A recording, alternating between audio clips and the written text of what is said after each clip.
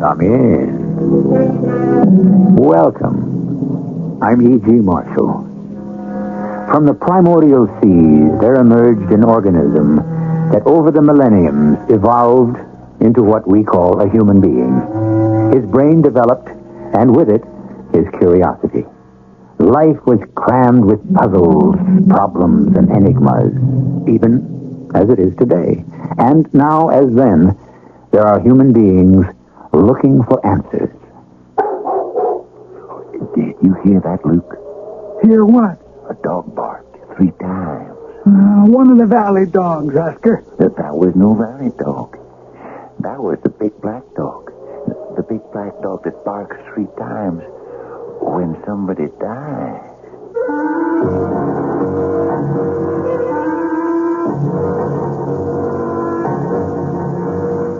Our mystery drama, The Judith Kiss, was written especially for the Mystery Theater by Elspeth Eric and stars Fred Gwynne. It is sponsored in part by True Value Hardware Stores and Buick Motor Division.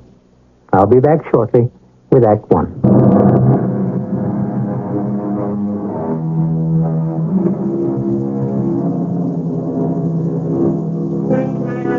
Most of us spend our lives earning money, tending a home, raising children, and in between, seeking pleasure. But there are those who have small interest in such things.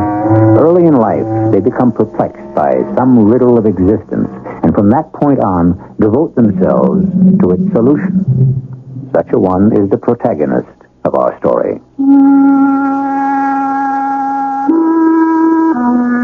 My name is Oscar Apteker, and I live in a place called Tipton. You've never heard of either one, did you? Well, one day you'll hear of me, but chances are you'll never hear of Tipton. Tipton is dying, if it was ever alive, which I doubt. The story goes that a man named Tipton came over the mountain 100 years ago, looked down in the valley, and decided, on the spot, that this was his promised land, a place where great and good people would live in peace and harmony, write great books, compose great music, paint great pictures, and think great thoughts. Well, he bought up the mountain and the valley and offered 1/4 of an acre to anyone who'd put up a house, any kind of a house. Well, that was 100 years ago. And if anybody ever produced a book or composed a symphony or painted a picture or thought a thought, well, I haven't heard about it. Right now, there are fewer than 500 people living in Tipton. I have a log cabin on the side of a mountain, and the only time I go into the village is on Saturday night to have 2 short beers. There's your beer, Rocky. How are things? Same as always. That's good. It is? Yeah. Say, a friend of yours just came in. Who's that? Luke Marbury. He's from Oldenburg, isn't he? Yes. County sheriff, isn't he? Deputy. Just a deputy. Yeah, we don't see him here much. He owns a couple of shacks up in the mountains. Comes over from Oldenburg to collect the rents. He spotted you. Yeah? Rocky? Hey there, Rocky. Luke. Is it okay to sit down here? Take a stool. A beer for me. Okay, Mr. Marbury. Nice to see you in the place. Having trouble with your collection?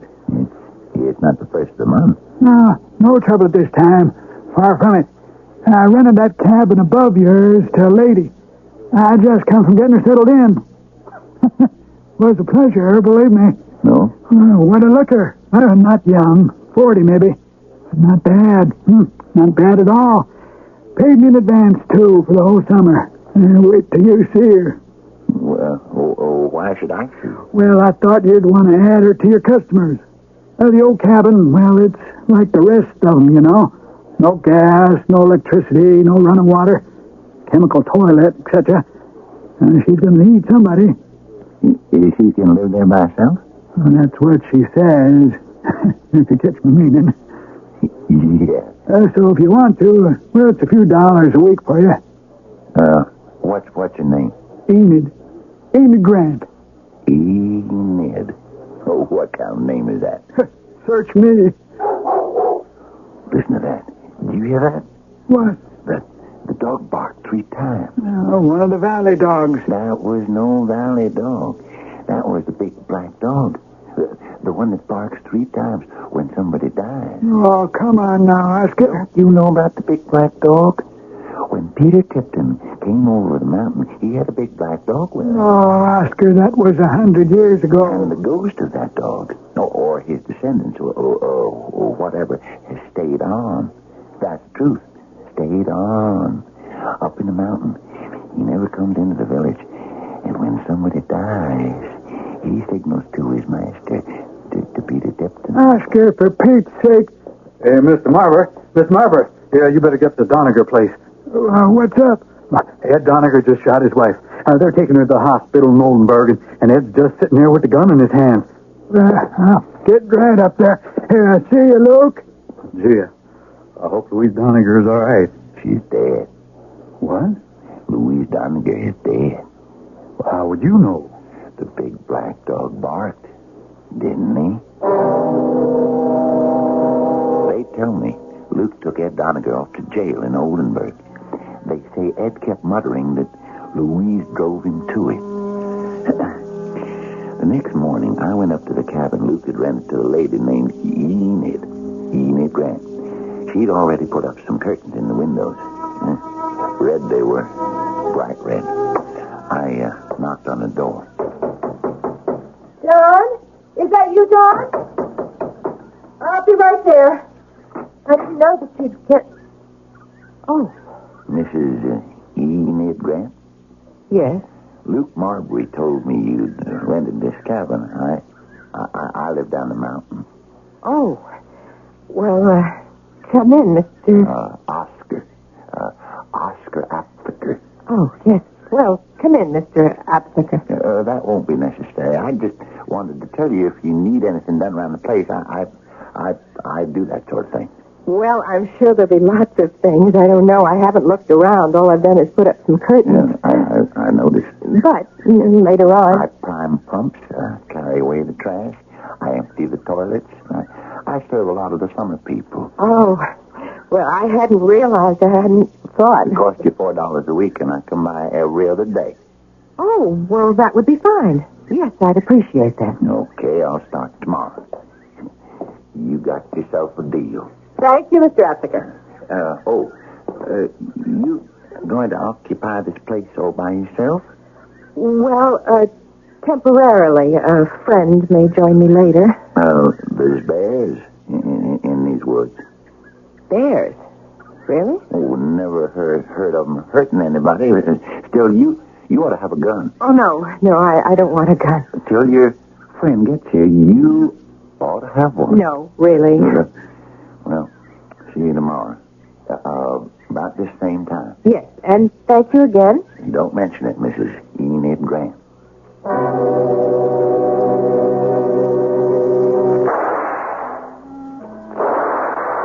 I went hunting early the next morning for about an hour.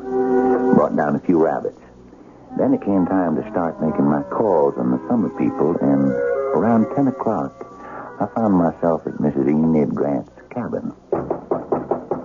Just a minute. I'll be right there. Oscar Aptheker. Good morning. Your pump working all right? Yes, it seems to be. Got enough kerosene? Oh, yes. The lamps work just fine. Got to keep the mantles clean. You're not used to living like this. Well, no, but I like it. I miss having a telephone. No, only telephones are in the village. Can't get the company to stretch the wires up here. We mostly use the payphone in the bar. You know where the bar is?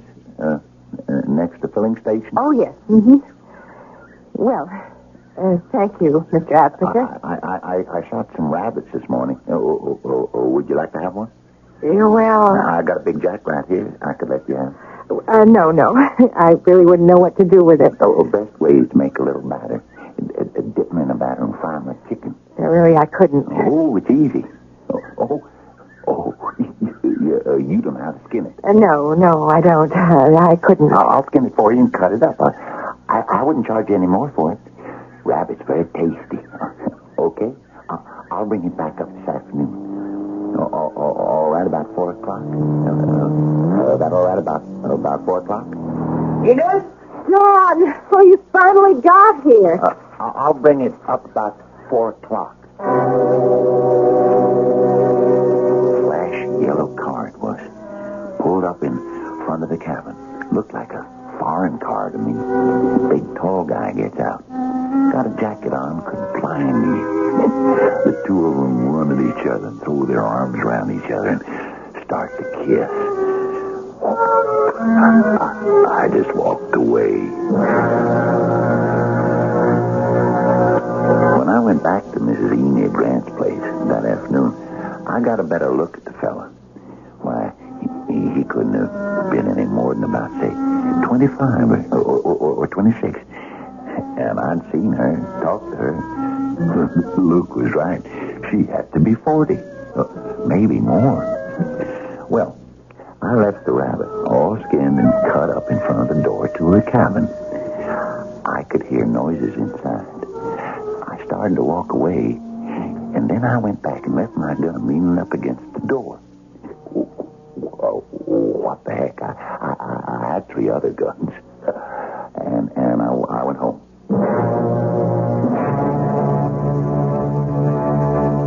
Now, there's something I haven't told you.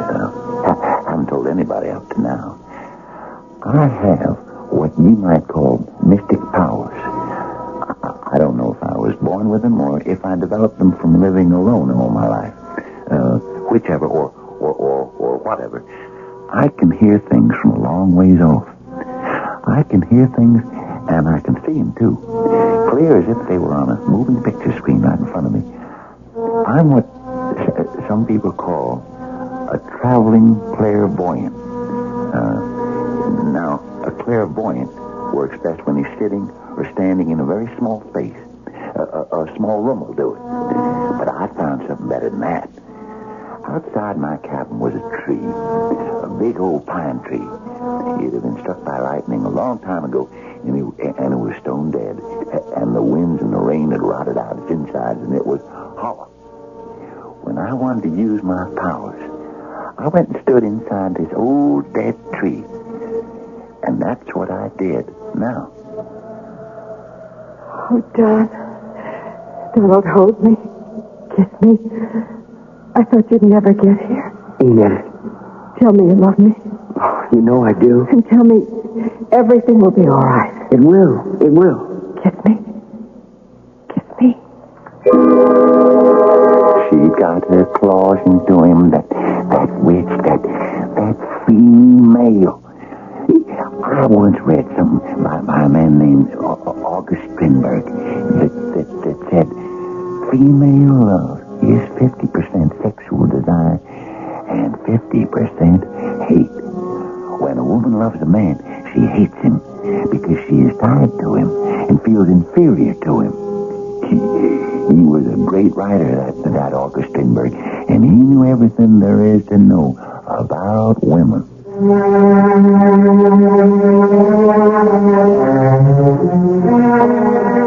If August Strindberg knew everything about women, he's the first, last, and only man who ever did.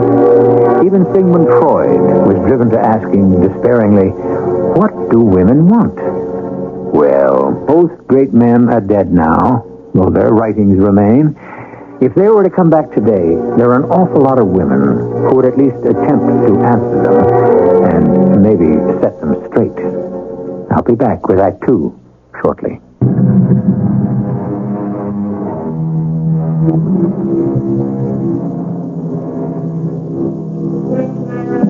Oscar Apsecker has described himself as a traveling clairvoyant. By standing in the hollow of a dead pine tree, he's able to see and to hear encounters taking place at long distances. In this manner, he has told us, he saw and heard Enid Grant's meeting with a man much younger than herself. Tell me you love me. You know I do. Kiss me. Kiss me. Oh, she got her claws into him, that witch, that female. For shame. A man who could be her son. long it would take before she destroyed him utterly. Not long, I fancied.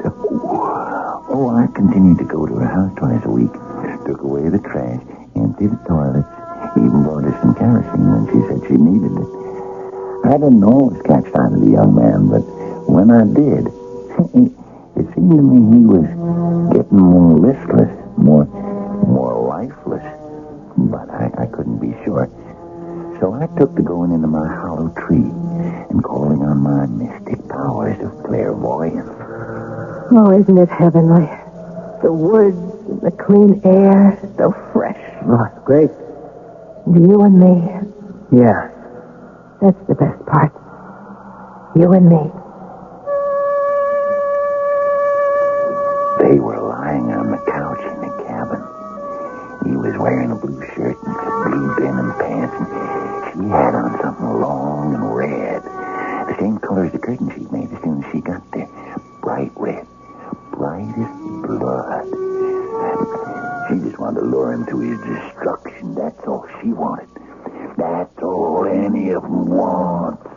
Oh, it gets kind of cold up here in the mountains. Darling, are you cold?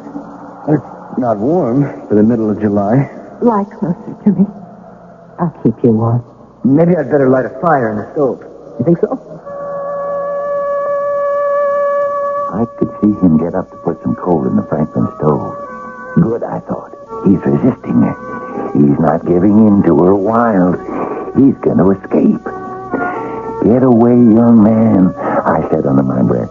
Get away before it's too late. I began to have hopes for him. That he'd get into his little yellow foreign car and go far, far, far, far away. And that night, in my hollow tree... John? What? Do you like this? Do I like what? This negligee. Do you like it on me? Tell me. Do you like it? You want the truth? No. You don't. I thought you'd love it. I was saving it. What are all those ruffles and those ribbons? You don't like them? Well, they're for a young girl, aren't they? Good, I thought.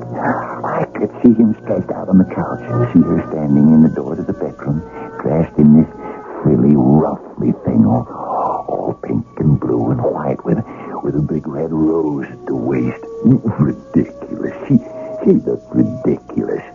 And he was beginning to see through her. Good. Next day, when I went to collect the trash, things were very somber around her cabin, believe you me. And that night, as I stood in my hollowed-out pine tree, I heard them. Oh, yes, things were very different. You don't like this place, do you, Don? Oh, it's all right. You don't like me, do you? Oh, Enid. Because I'm too old for you. Enid, for heaven's sake. You'd like to leave this place, wouldn't you? Enid, listen, you'd like to leave me. Wouldn't you, Don? I could have laughed out loud. All her plans, all her plots weren't working. She wasn't going to get him in her clutches and break him down till he was less than nothing. A poor wreck of a man with no reason for living. He was going to save himself. Well, I stayed in my tree. I didn't sleep. I didn't eat. I did nothing but stretch my mystic powers, and the lack of food and sleep made them greater and more powerful than ever before. You're leaving. I've got to. And you're not coming back. I can't. You don't love me. Oh, Enid. You've never loved me. Please, Enid, don't! I heard it. A gun went off. And then I heard the big black dog. He barked 3 times. Well, I had been wrong. My hopes had been too high. Women, they're just too much for us. Their hatred is too much, too great, too deadly. Oh, I'd been a fool to hope that just this once. Well, it was Saturday, and after I'd collected all the trash, I thought I'd go down into town. Here's your beer, Rocky. Set it down. Well, you look like you need it. So so shut it down. Well, your friend Luke's here, the deputy from Old Burton. Luke Marbury? Why? Over there at the table by the telephone. What's he doing here? Well, why don't you ask him? Maybe I will. But before I could get up and go over to Luke's table, the door opens, and who comes in but Mrs. Enid Grant? What's she doing here? She killed a man just this morning. You think she'd skip town, hide out someplace. They mustn't have found the body yet if she wouldn't be here. Oh, she looks terrible. White as a ghost. Hair all mussed up. What's she doing here? What does she want now? Well, she goes to the payphone on the wall. And I get up and go over to the table where Luke's sitting. Hi, Luke. Hi there, Rocky. Okay to sit down? Oh, sure, sit down. What brings you to our putrid little village?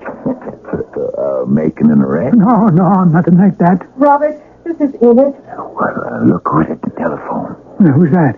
Your tenant, Mrs. Enid Grant. Oh, yeah. Robert, please, I know all that, and I was a fool.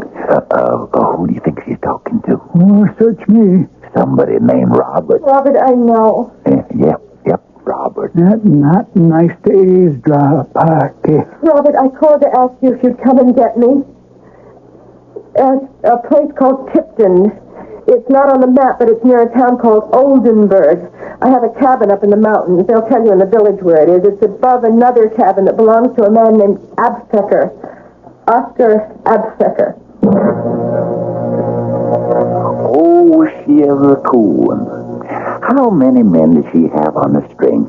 How many poor dumb fellas ready to give her anything she wanted? Why, she must have had dozens, a whole string of them. Well, I left Luke in the bar just sitting there. I don't think he even heard half of what Mrs. Enid Grant said in the telephone. I don't think he cared. But I cared. I went home in a hurry and waited outside my house to see if Robert would show up. And sure enough, a couple of hours later, he did. Hey there. Hey there. Yeah? Something the matter? You're a stranger here, aren't you? Yes. Actually, I was looking for... Oscar Aptheker. Oh, well, then you're just the man I wanted to see. Yeah? I'm looking for a place belonging to Mrs. Grant. Mrs. Enid Grant? Yeah. She said her house was just above yours. It is. You continue on up this road about a quarter of a mile, and you'll come to a fork. You bear left there, and pretty soon you'll see your house. It's just a shack, but it's got bright red curtains in the windows. Oh, thank you very much. You a friend of hers? I'm her husband.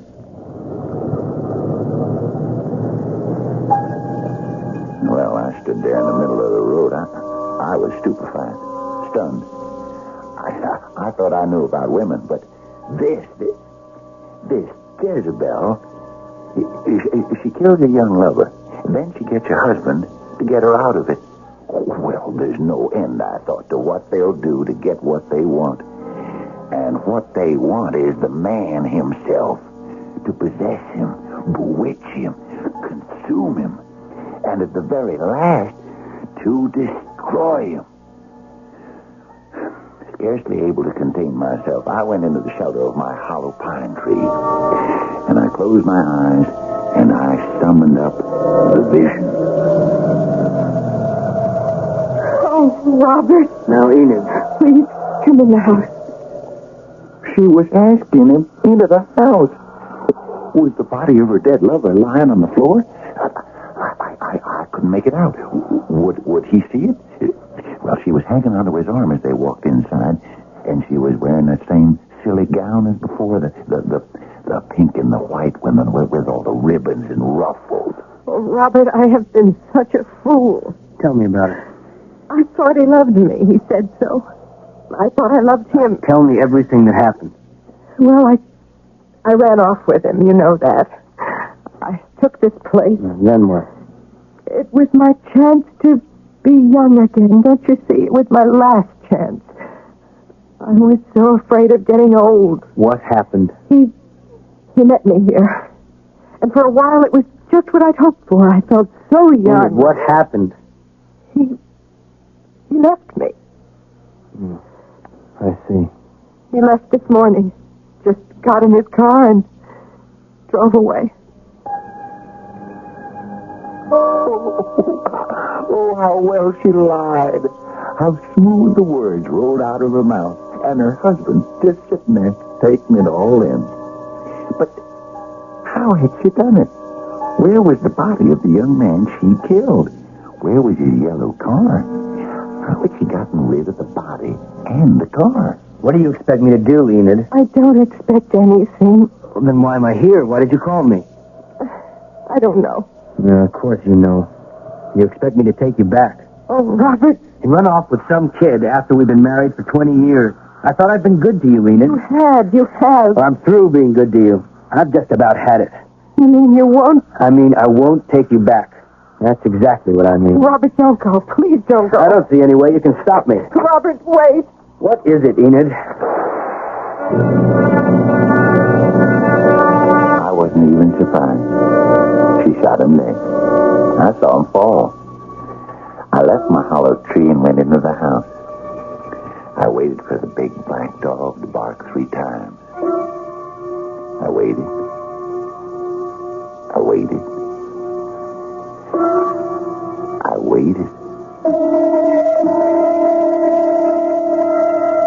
Is it possible that the life of a solitary man in the isolated forest of a nameless mountain is not quite so dull and uneventful as we think? Perhaps so.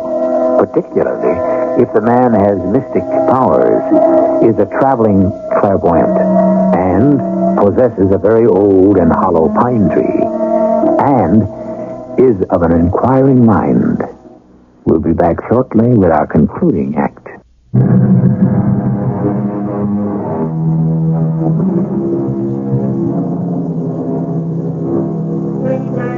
Oscar Apsecker, as he has told us, stands in the hollow of a long-dead pine tree of his mountain cabin. By the extension of certain mystic powers, he has witnessed the murder of Mrs. Enid Grant, of her husband, Robert.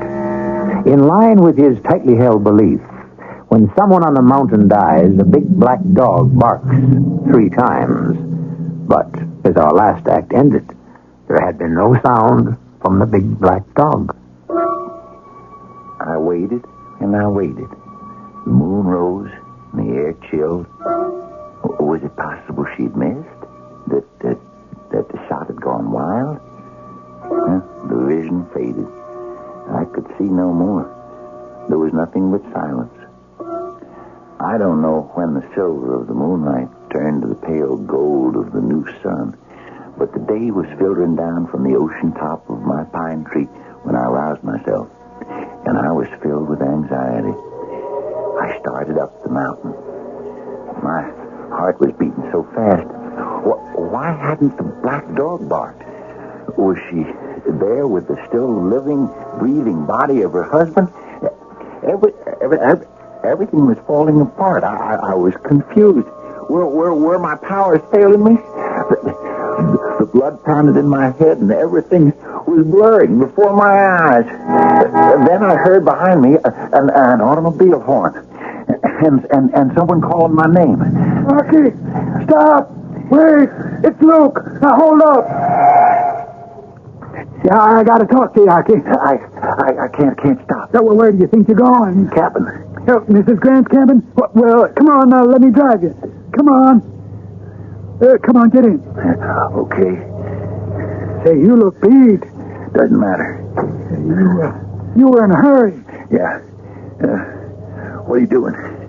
You turn around? Well, I got to. You said you're going to take me to your cabin. Well, not right now. Yes, now. Right now. Just take it easy, Aki. There's a dead man in that cabin. You can't just leave him lying there. Turn around, go back. Maybe he's dead. I'm not sure about that, but he may be dying, and she... I don't think so. You don't think he's dying? You don't think he may be dead? I'm pretty sure. You don't know anything about it. You don't know what's been going on. Do you know, Aki? I know all about it. You're Mrs. Enid Grant. Your precious tenant. She killed him. Who killed who? Well, first of all, she killed a young fella. Name was Don, I think. He came up here in a yellow car and moved in with her, and she shot him. Well, why did she do that? I think she meant to all along. You mean he walked into the house and she picked up a gun and shot him? No. They were all hugs and kisses for a while, a couple of weeks. And then she put on this dress. What dress? Long, pink and white and blue with ruffles and frills and lace around the neck and a red rose. And the guy, he couldn't have been any more than 24, 25. And he said something about the dress was too young for her, and believe me, it was. Now tell me what happened, Archie. She shot him. Oh, not right then, but a few days later. He walks out on her, says he's leaving and heads for the door, and she picks up a gun and shoots him. Well, where did she get a gun? Oh, and that was all my fault. When she moved in, I asked her, did she have a gun? And she said no, she didn't want one. And I said she should have one for protection against bears, things like that. So I left her a gun of mine. I have other ones. Archie, there's no bears in these woods. How do you know? You don't live here. You live in Oldenburg. You live in a town. How would you know what's in these woods? Well, what happened after she shot the young fella? She got rid of him. How? Yeah, how do I know? They're clever. And she got rid of his car, too. And that night she come down to the bar and Tipton made a phone call. You were there, Luke. You were there when she made it. I was? You and me, we were sitting at the table near the telephone. She called her husband. His name is Robert. I heard her call him that. I didn't know at the time he was her husband, but I found out later. Well, how did you find out? I heard them talking. She wanted him to take her back, but he said no dice, he wasn't going to take her back. Who'd she think she was that he should take her back? And that was when she shot him. Just like that? Just like that. Only then, after she shot him, I waited. Yeah? You waited? I waited for the big black dog to bark 3 times, and he didn't. That's why I was trying to get to the cabin. I thought if the big black dog didn't bark, maybe... well, where are we, Luke? We're in Oldenburg. Why? What for? You'll see. Now, how did you know she did all those things, Archie? Oh, I know all right. They're all alike. Half sex and half hate. They're all alike and they're inferior. And they know it. Who's inferior? Listen, what are you stopping here for? This isn't a jail. It's the hospital. Her husband isn't dead. Come on, Archie, get out. He's not dead. Oh, I see. That's why the big black dog didn't bark. He's not dead. How bad is he hurt? Well, he's not hurt at all, Archie. Now, come on, get out. If he isn't hurt, what's he doing in the hospital? He isn't in the hospital. She is.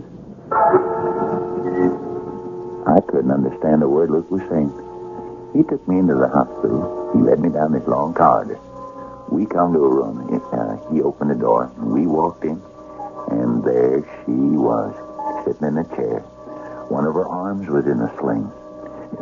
You could hardly see it because she had on this gown, this dress all frilly and fussy. Yes, it was the same one, all pink and blue with lace and a red rose. Hello, Mr. Hoppicker. Come in and sit down. Archie, you want to sit down? Excuse me, I have to use the phone. Do please sit down, Mr. Hoppicker, if you want to. Give me the desk. You got the same thing on. That's the same thing you had on when that young man walked out on you. Please, Mr. Hoppicker, you'll just... I'd know it anywhere. All lace and frills and the rose. Archie? She's got the same thing on. I told you about it. They had a fight over that thing. He said she was too old to wear that kind of thing. Well, now, just take it easy, Archie. What did you do with his body? Now, how did you get rid of it? Now, come on now, Archie. And And how did you get rid of his car? That's not what we're here for. Don't you care if she killed a man and got rid of his body? Good Lord, a man is dead and she's just sitting there. The man isn't dead. He is. She shot him. I saw her do it. I heard the shot. No, he's not dead. And her husband isn't dead either. But I know. And she just has a bullet wound in her shoulder. Excuse me, I think... come in, Mr. Grant. Is that the man? I say, Hockey, turn around this way a little bit more, will you? Yes, that's the man. You're positive? I talked to her on the road a short while before. I asked him the way to my wife's place. He told me. We had a brief but very pleasant chat. I remember him perfectly. Is he the man you saw looking through the window of your wife's cabin later? Definitely. You saw him raise the gun? Yes. It was a rifle. Thank you, Mr. Grant. What's he talking about? What's he talking about? That man doesn't know anything. He doesn't know me. What's he talking about? Come on. I'm taking you home. I was so stunned and so shocked by what that man had said. A man I thought was dead. And the other man, too, the young one, they said he wasn't dead either. But I knew he was. And that woman sitting in that hospital room in that pink and blue frilly thing she had on. She was the reason for all this. Well, I simply could not understand what was happening. And I just stared out of the window of Luke's car. She may not prefer charges, Aki. Aki, do you hear me? Well, Mrs. Grant may not press charges against you. I don't know. I haven't discussed it with her. Oh, what kind of charges? Well, assault, I guess. Assault? I never assaulted her. I wouldn't do a thing like that. I never went near her. I wouldn't. Assault with a deadly weapon. Ridiculous. Why would I do a thing like that? I don't know, Aki. Why would you? Look, everybody's got everything all mixed up. Yeah, you may have to go to jail, Aki. What for? Well, Mr. Grant identified you as the man who put that shot through the window and hit Mrs. Grant in the shoulder. You believe that? On the other hand, they may just send you away for arrest someplace, or some very nice place. Tell me something, Aki. Sure. What gave you the idea that Mrs. Grant shot that young man and her husband? I saw her. Luke, I am a traveling clairvoyant.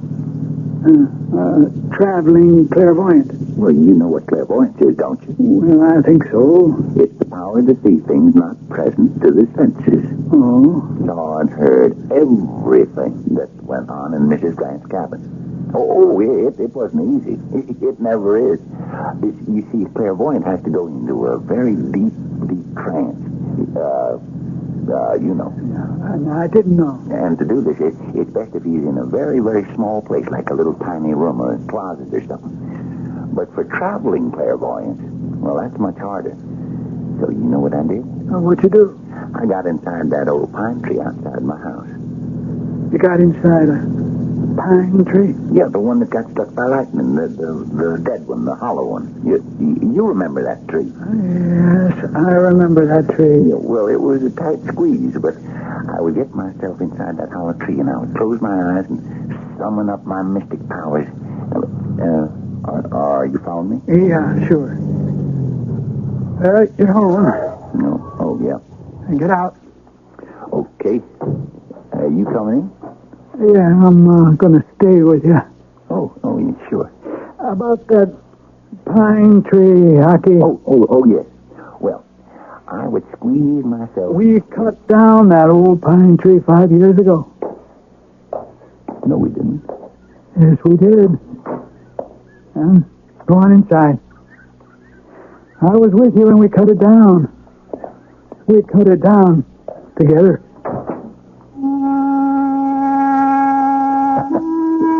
Luke's okay, but he's got everything just all mixed up.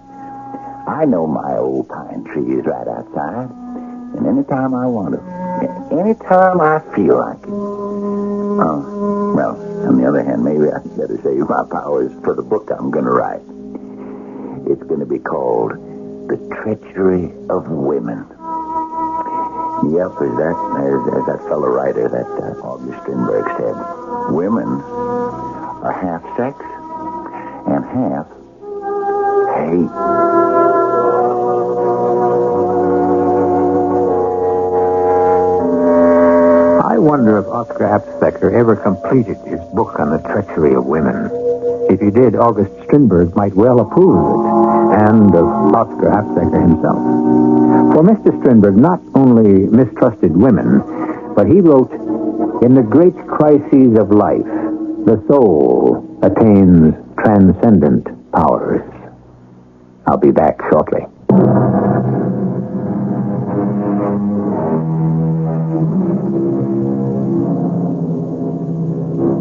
I haven't kept track of Oscar Apsbecker. I don't know if he's in jail or in a rest home or still living in his cabin on the wooded mountain. I don't know for certain that he's alive. Well, I hope he is. I hope sincerely that he wasn't done in by some treacherous woman. That would be a terrible fate for a traveling clairvoyant. Our cast included Fred Gwynne, Terry Keane, Lloyd Batista, and Don Scardino. The entire production was under the direction of Hyman Brown. And now, a preview of our next tale. How could this child survive? I won't question it, Why not? because it's a miracle. Oh, come on, Joyce. I mean it. Joyce, we don't believe that stuff. I do. What? I never did, but I do now. I believe it. Oh, Joyce. It's a miracle. Come on, now. This abandoned child. He survived, Yes? and we found him. Well, all right. And that's part of the miracle. Oh, look, Joyce, please don't. Now, why did we get off the turnpike? Because you made an issue of Well, it. don't I always? Why did we take that turn in the road? Just a series of coincidences, that's all. Sure. What do you think a miracle is? Radio Mystery Theater was sponsored in part by Sign-Off, the sinus medicines. This is E.G. Marshall inviting you to return to our Mystery Theater for another adventure in the macabre. Until next time, pleasant dreams.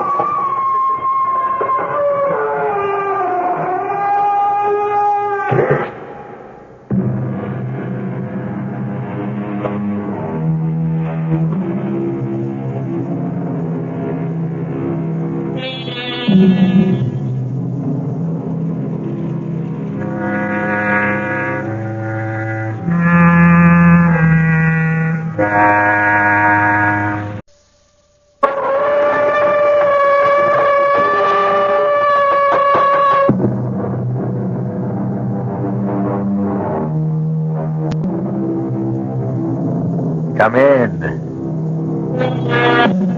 Welcome. I'm E.G. Marshall. Welcome to the terrifying world of your imagination. I have an unusual story for you about a crack in a cellar wall that resists all efforts to repair it. Despite all the learning through the ages, despite the world's great progress in physics, chemistry, biology, there are certain matters which cannot be explained by our computers or our wise men. Matters which may never have a logical explanation.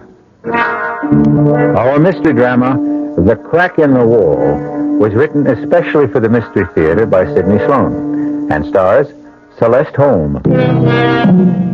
It was a cold, rainy, windy day when Paul and Nora Santfort laid their child to rest in Green Tree Cemetery. Despite all the soothing words of friends and relatives, Nora's despair was inconsolable. She felt that nothing could ease the pain in her heart caused by the loss of her only child. Our Father, which art in heaven, hallowed be thy name. My baby. Thy kingdom. Why did you have to die? Nora, darling, please. Our religion teaches us that God, in his infinite wisdom, decides... Don't speak these empty words to me. I accepted that because it never touched me before. I never thought of it. But our daughter, our beautiful, innocent child, just 16. Why? One does not question these matters, Nora. I do question. For the first time in my life, I question. I would do anything. Anything to bring my Ruth back to this world. Nora, please. Now, you know that's impossible. Why? Why? Because our little girl Ruth is dead. Burnt to death. Nothing you can do or say or hope can change that.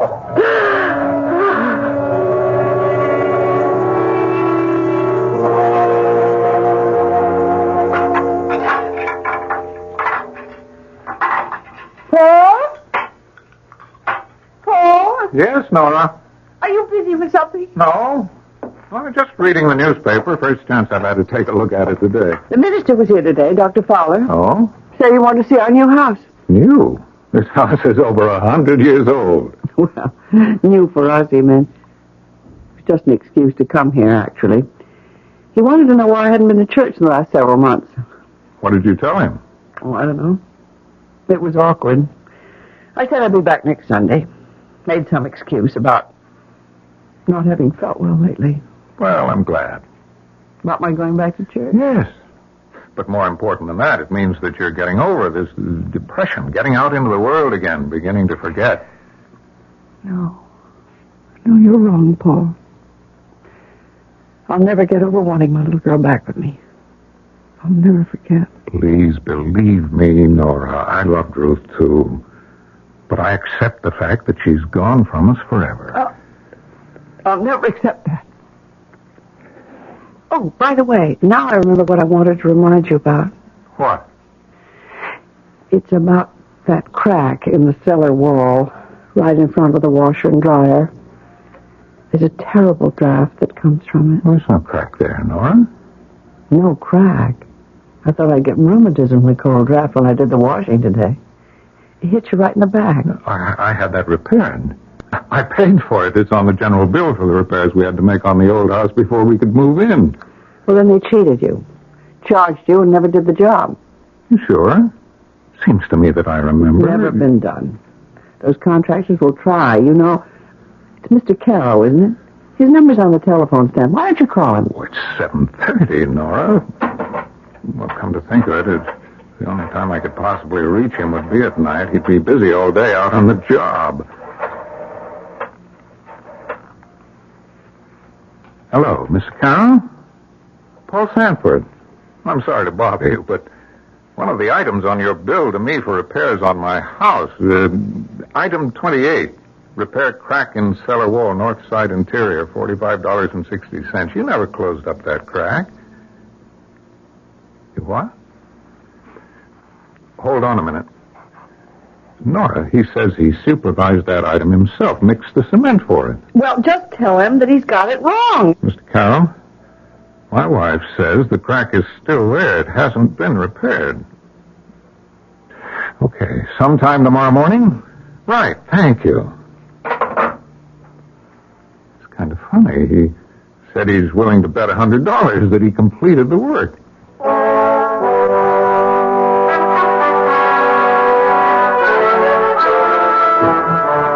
Mrs. Sanford, I'm finished with the job, and I want your okay. I'll put on the pot and give you a cup of coffee. Thanks, I'd appreciate that.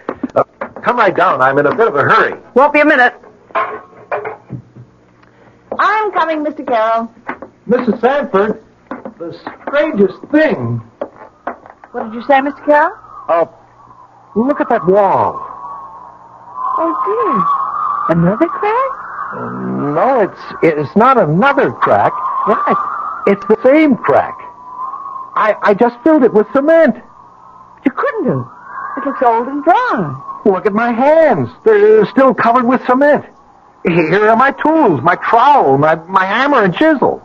I could swear it was closed up not 5 minutes ago. And that cold draft flowing from it. Like from a tomb. Like from a tomb.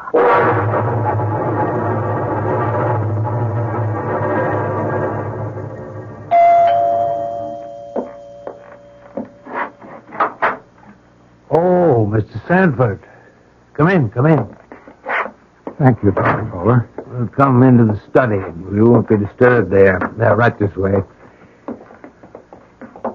You sit down, won't you? Thank you. Please forgive me for interrupting you at this hour. I don't quite know how to begin. As you know, we've been through a horrible experience. Yes. Losing your daughter in that fire. It's our only child. Just 16. Mr. Sanford, you must get hold of yourself. Yes. You see, I've been holding my emotions back for months. I had to be strong for Nora's sake. She's taken this very hard, yes, I know. Yes, she hasn't gotten over it. It shook her to the very foundation of her belief. I gather that it's been only recently that you both came back into the church.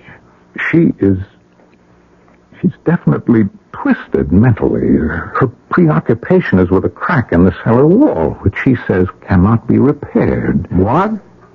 Well, there's a long, jagged crack in the cellar wall. It's been there since we bought the house earlier this year, after our other house burned down. Have you tried to have this crack filled with cement? Oh, yes, we tried. The way you say that is very strange. Well, I paid Carol, the builder, for repairs on the house. He was certain that he'd repaired the wall. However, he came back and patched up the crack again when he asked for my wife's okay on the job after he'd finished. They went down to the cellar and looked. The crack was open again. I don't understand. Neither do I. Carol said that he'd not left the cellar, that he'd called my wife to look at it. What's your explanation? I have none, Dr. Fowler, none.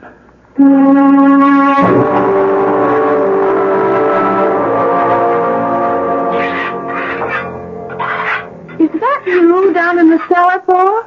Yes, Nora. I'm filling up the crack in the wall with cement. Do you think that's wise, Paul? Wise? Well, I thought you wanted the wall repaired. Carol won't come here anymore, so... Well, that's what I mean. Paul, there's some very good reason why that wall resists repair. That's a strange way of putting it. Wall resist repair. So you thought the wall had... I don't quite know how to put this. As though the wall had a will of its own? Nora, that's ridiculous. Is it? Mr. Keller tried twice to fill that crack. He gave up. I know. I just received a check from him for $45.60, refunding the money I paid him for the job. Come on, let's go upstairs. This old cellar gives me the creeps. Paul! Look! My God. It's disappearing. The cement I just put into the cracks dissolving into thin air.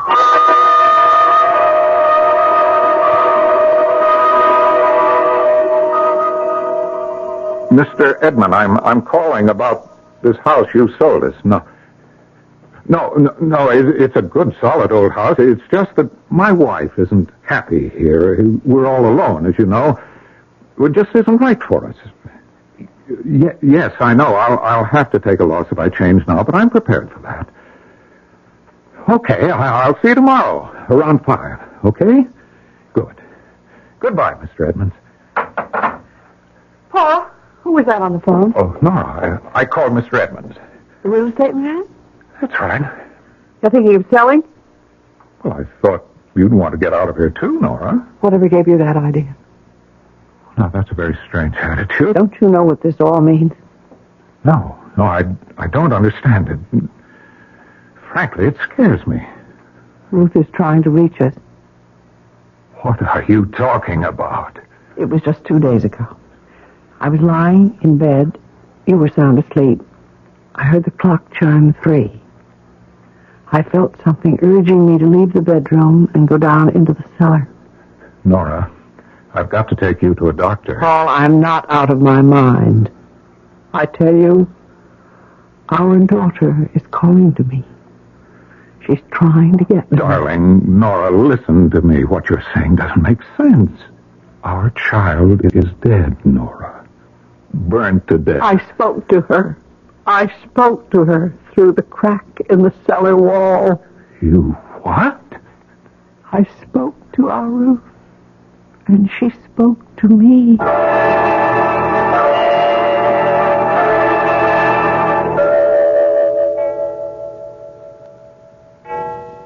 Paul, wake up. Huh? Wake up! Nora. What time is it? Quiet. Now, do you hear? Hear what? She's calling to me.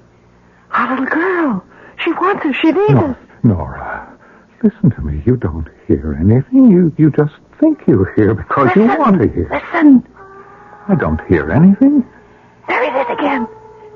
It's very faint, but you can hear it. If you try hard enough. Please, darling, try to rest. I've made an appointment for you with Dr. Kiss. I don't need a doctor. Who's calling me? Yes. Sounds like it's coming from... The cellar. I must go to her. No, don't. You mustn't. My little girl is calling. I must go to her.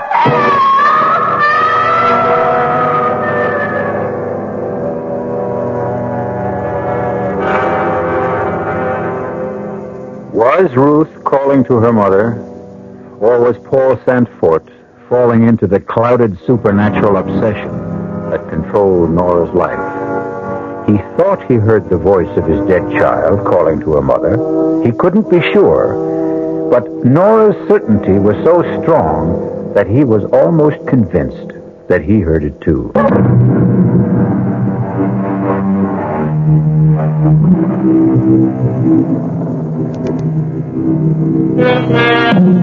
Everything that Paul and Ruth Sandfort believed in is being drained away.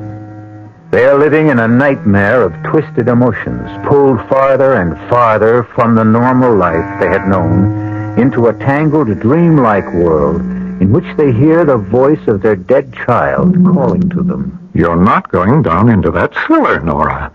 It was Ruth's voice calling. Are you coming with me, Paul, or shall I go down alone? Nora, please. Now, we're dreaming this. It isn't happening. I heard her voice. You said you heard it. She was calling to me for help. Are you coming with me, or shall I go alone? I'll come with you, dear. Just to prove to you that there's nothing there. Nothing. How could there be? I know there is something there. Come.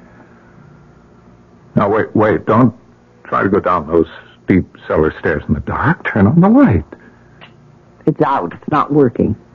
Here, let me try. Oh, I'm not going down there in the dark. There's some candles in the cupboard just outside the door. Get them. Well, candles won't do any good. Get them. I just remembered. I've got a flashlight in the kitchen table drawer. Hurry! Here we are. Now stay right behind me. I'll go first. Flash the light around. Oh, there's nothing. Nothing but that crack in the wall. Let's go back upstairs, Nora. Good evening. Oh, what? Who are you? Oh, I'm sorry if I frightened you. What? Who are you? What are you doing in our house? I am inspecting the wall that needs repair. And who are you? Why, I'm the helper. What are you talking about, helper? Whom are you helping? You? I don't like this, Paul. Please make him go away. If you want me to, I'll go. But I thought you needed me. Now, I want you out of here. I see you have a hammer in your hand. You're afraid of me. Well, believe me, I came to help you. Who sent you? My, employer. Who? Your friend. Your friend who knows of your sorrows. He sent me to seal up the crack in the wall. Well, I've tried. Several people have tried to do that. It won't stay closed. I can close it for you if you want me to. I repeat, if you want me to. You may not want it. Why? You will not hear the voice of your daughter. ever again. No, don't seal it. Please, Nora. Now, maybe it would be better. No. No, this is insanity. Nora, our daughter is dead and buried. And you think that is the end? Of course. It's the end of mortal life. And do you share your husband's beliefs, Nora? No. Ruth was calling to me. I want her back. I want to hold her in my arms. Am I dreaming? This can't be happening. What are we doing, standing here talking to this... Paul, please, don't. There's no one here. He was here? Where is he? He couldn't get past us up the stairs. Nora, where did he go? Nora, darling. What's happened to you? Speak to me, dear. Speak. Paul. What are we doing here in the cellar? How did we get here?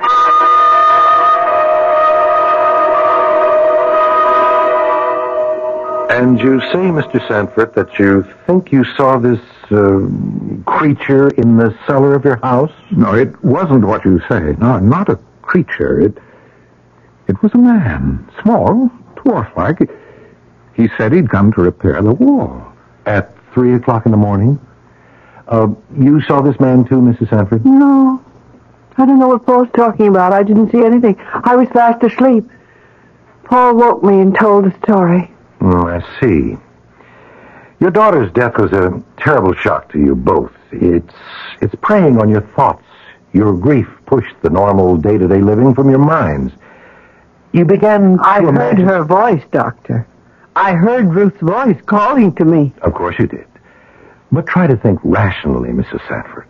You know it's impossible for you to have actually heard the voice of your dead daughter. Seriously, you can't believe you did, can you? Seriously, can you believe that? I don't know.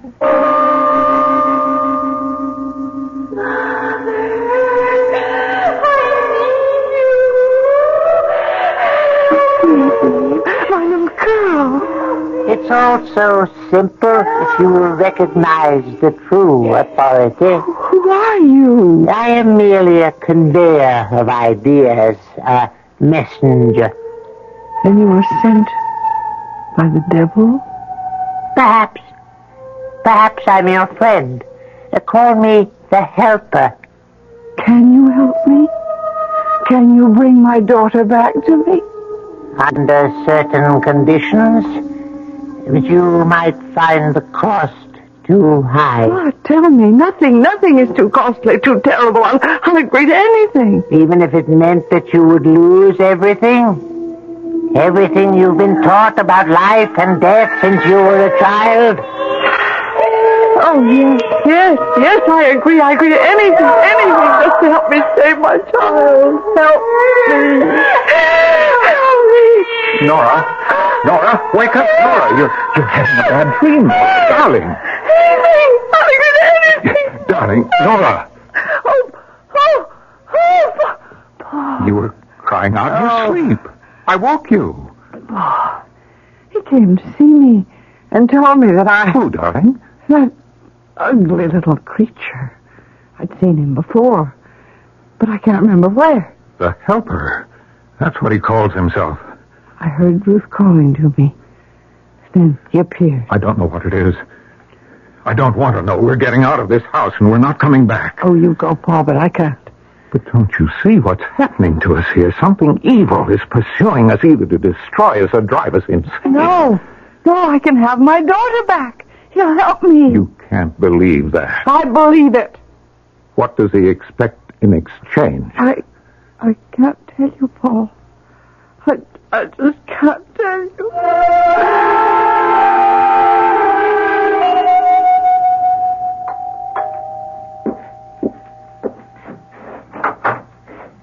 Oh, Dr. Fowler, right on time. Is Mrs. Sanford home? No. No, I called her sister and got her to make a date with Nora so she wouldn't be here. My work is suffering. We're not sleeping well. Nora's had terrible dreams, nightmares. You told your physician, Dr. Coombs? If anyone can help us, it's God. Dr. Fowler, we have seen the evil one. What? We have seen him. We have spoken with him. It's either the devil or one of his emissaries. He calls himself the Helper. My good man, in this enlightened age, when we speak of Satan, it is usually, what I mean to say is we think of the devil as the embodiment of all evil, but not as an actual being. I see. Well, Dr. Fowler, if you can't help us, we may have to go to someone who can. There are groups where they believe in the devil. Mr. Sanford, Paul, please understand. I cannot believe in the devil as being other than an abstract name for evil. If I can show him to you, will you believe me then? I saw him. I have seen the devil and the devil's work, and I'm frightened to death.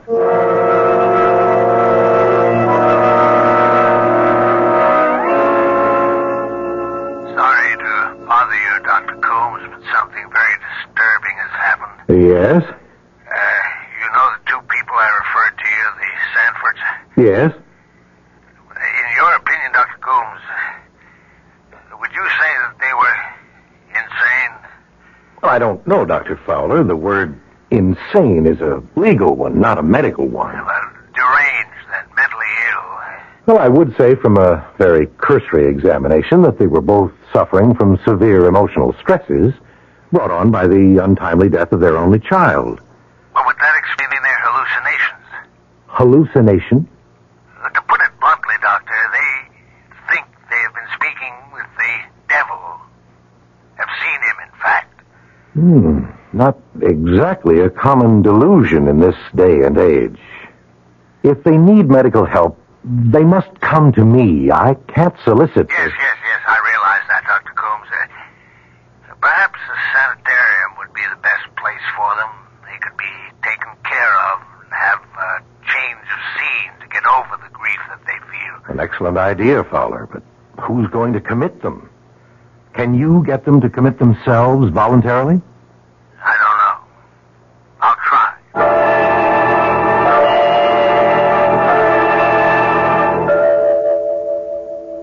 Have you come to any decision? I've been thinking about it. I've heard you say you would do anything to have your daughter back. You had made up your mind. Yes. Oh, yes, but still, you hesitate. What you've asked of me is almost... Well, I'm almost afraid to think of it. It's been in my mind, awake and asleep. I can't tell the difference anymore. You hesitate. Thinking of yourself while your daughter suffers. Oh, no. I will leave you now, perhaps never to return. This is your last chance. No. Nora? Nora, darling, listen to me. You're having bad dreams. I'll do anything. Wake up, please. Nora, it's me, Paul. What? Open your eyes. No. You're all right. No. You're safe with me. Darling, it's me, Paul. Yes. It's all right now. Paul, I've made my decision. What decision? About Ruth. I am going to bring her back. Bring her back? What are you saying? I'm going to bring her back no matter what the cost, no matter what the consequences are.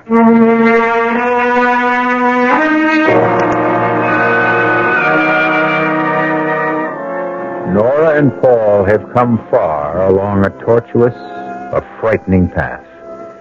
Now Nora is determined to see the matter to the end, despite the consequences.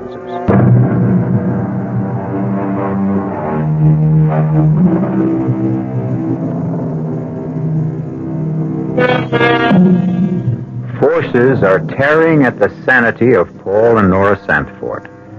Nora's sleeping and waking worlds are so much the same that she can no longer differentiate between them. In her thoughts, in her ears, are the words of her dead daughter calling to her for help. Paul thinks he has heard the child, too, but is uncertain. He is not sure whether or not it is the driving influence of his wife's obsession or what he has actually heard and seen himself. I don't know, Doctor. I don't know anymore. Everything is so confused.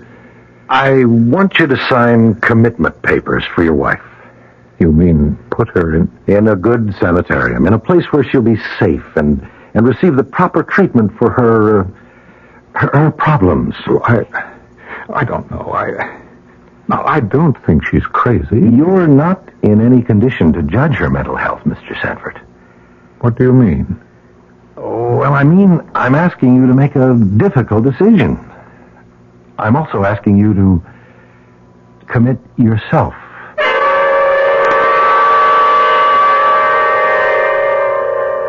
No, I won't think of it. Send him away. Send the doctor away.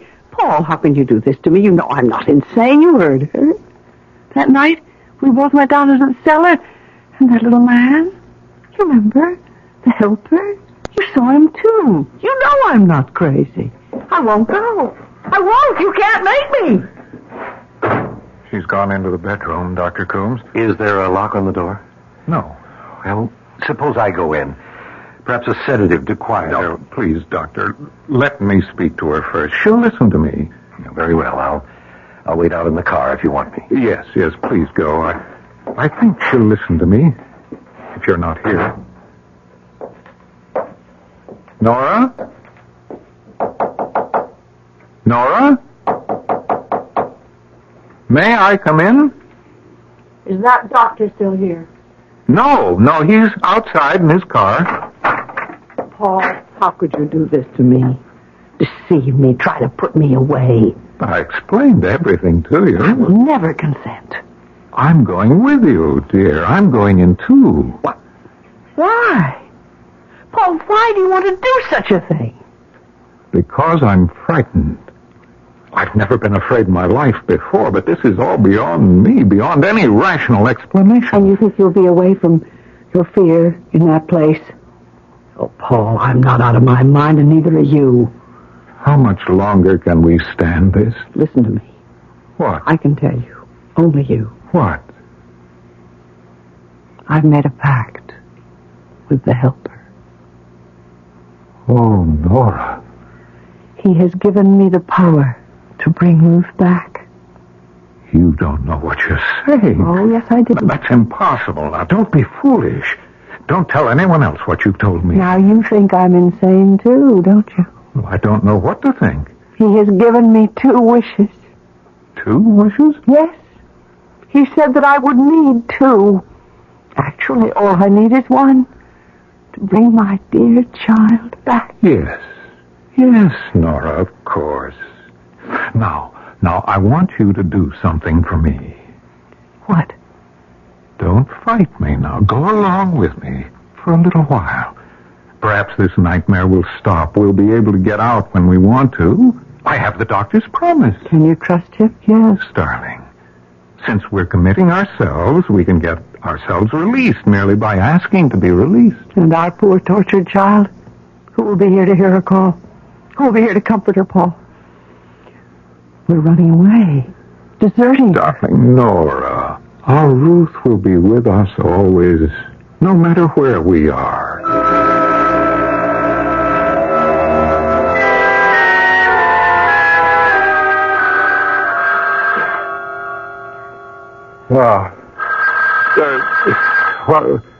The phone. Oh. Hello? Hello, Mr. Sanford? Yes, Dr. Coombs? I'm calling from the sanitarium. Is there anything wrong? Yes, your wife has disappeared. You mean walked out? Nobody saw her leave. As a matter of fact, it's a bit of a mystery. Her room was locked. Perhaps one of the attendants or nurses unlocked the door for her. No, we've questioned the entire staff. At 1 o'clock, the nurse assigned to that section entered her room to administer a mild sedative. Your wife had complained she was worried because you weren't there. Well, I was just cleaning up a few urgent matters here. I was coming to commit myself tomorrow morning. I told her that, but it didn't seem to have any effect. When was Nora last seen? Not more than 10 minutes before 1 a.m. Another nurse on the floor answered her ring. She told the nurse about her anxiety and her inability to sleep. She hasn't returned home, has she? No. What do you want me to do, Doctor? Stay where you are. She may come home. It's very likely that she will come there.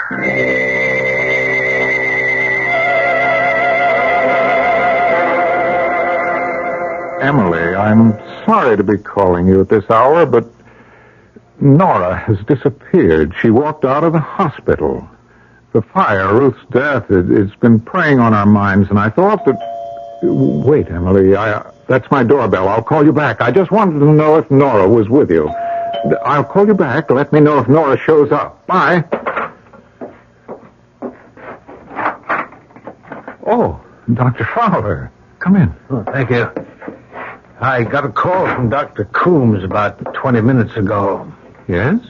He asked me to see you. He said you might need me. I came right over. Is there anything I can do to help? Nothing. Unless you can find Nora. She's been missing since about 1:30 a.m. About 3 hours. Where would she go?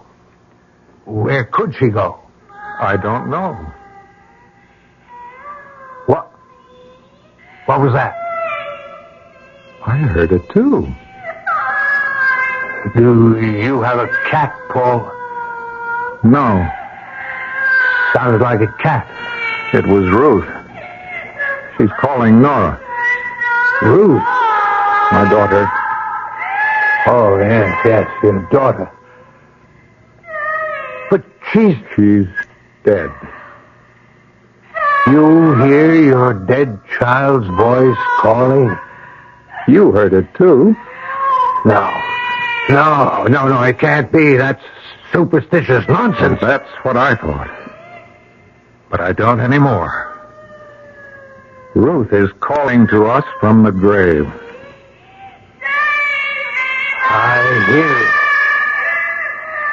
I hear it. Paul, pray with me. Pray to God to make her go back. No. Nora will be here. She will come here and answer to her child's cries. Her mother's love is so strong that Ruth's outstretched hand will reach across the void of death and touch the hand of her mother.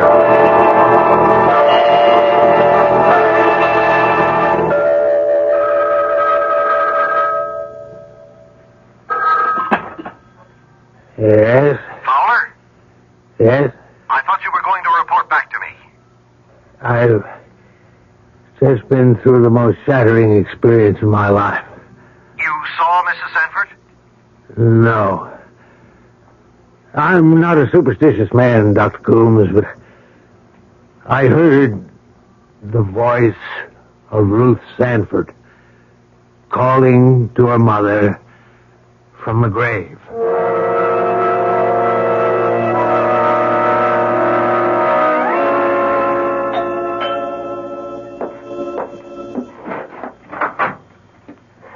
Oh, Dr. Coombs. I thought it was Nora. She hasn't returned yet, huh? I was talking with your minister, Dr. Fowler. He seemed quite upset. Any word from the police? Nothing. They've gotten several false telephone tips from cranks. Only one man identified himself by name, a Mr. Helper. Helper? You know him? Yes, I know him. The police asked him for his address. He gave them one, but it proved to be a phony. Do you know where to find him? You won't believe this, Doctor. But the last place I saw him was in my cellar. What? I don't know how he got there. I didn't see him leave, although I was standing talking to him at the moment. He vanished. Vanished? Disappeared. I see. Disappeared right before your eyes.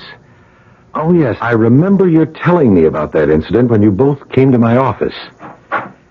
Hello, who's there? Paul? I've come home. What is he doing here? I won't go back to that place. He can't make me go back. Nora, dear. Send him away, Paul. Paul, make him leave. We don't need him. Mrs. Sanford, as your doctor... You're not my doctor anymore. Please go. Leave us alone. Please, Dr. Coombs, your being here will just make her worse. Very well, if you think you can manage. Yes, I can manage. I'm sorry you feel this way about me. Good morning. He was trying to do what he thought best for you, for us. He has no way of knowing what is best for us. He was just interfering, keeping us from Ruth. Nora, please give up that mad notion. Give it up? Oh, no. Paul, I will not give it up. Tonight, this morning, before dawn, we will bring our child back to us. Nora, think what you're saying. I've thought, and I've made up my mind. Before daylight, he said. What time is it now? It's 20 after 4. It won't be light before 6. We must do it now. Come. We'll go together. Go? Where? To the place I first heard her voice, calling to me, the cellar, the crack in the wall. Are you sure you want to go through with this? I think, Nora. I've come too far to turn back now. I don't care what happens to me. It's Ruth we must think of. All right, Nora, I'll go along. I'd better get my flashlight. The light's still out in the cellar. No, Paul. What I must do must be done in darkness. No lights. Now, let's go down the stairs.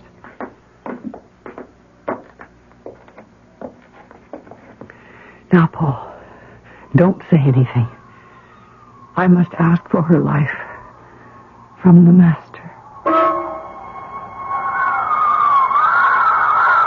Oh, Master, listen to my plea.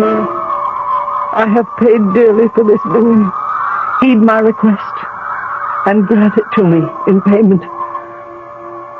I fear your presence, Master, but I implore you, grant my wish. I wish my daughter were alive and with me now. My daughter, please give me back my daughter. Ruth, where are you? Come to me.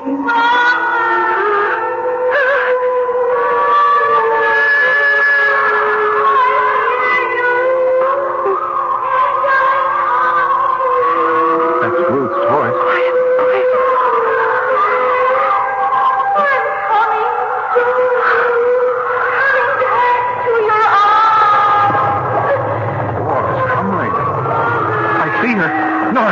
I see. Oh, my God.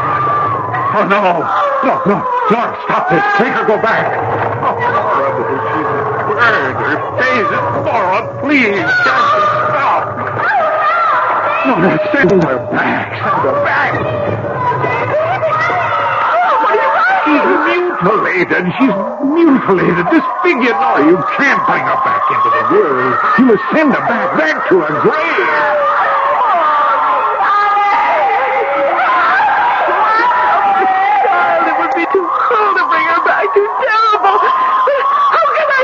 He gave you 2 wishes. He said that you'd need the second. Now I know what he means. Nora. Yes. I wish my dear daughter were dead and back in her grave.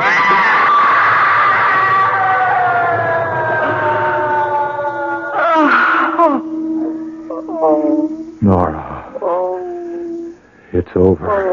It's all over. Our child is gone. Forever. Oh, Paul. May our dear child rest in eternal peace.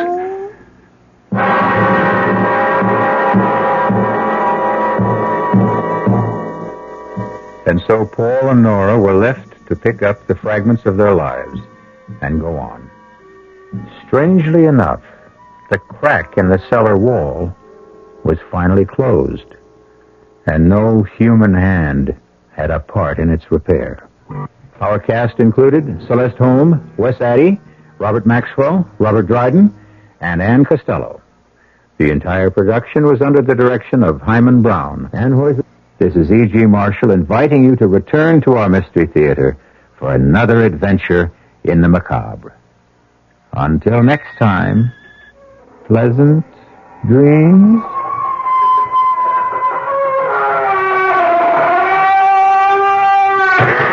preceding Mystery Theater program was furnished by the CBS Radio.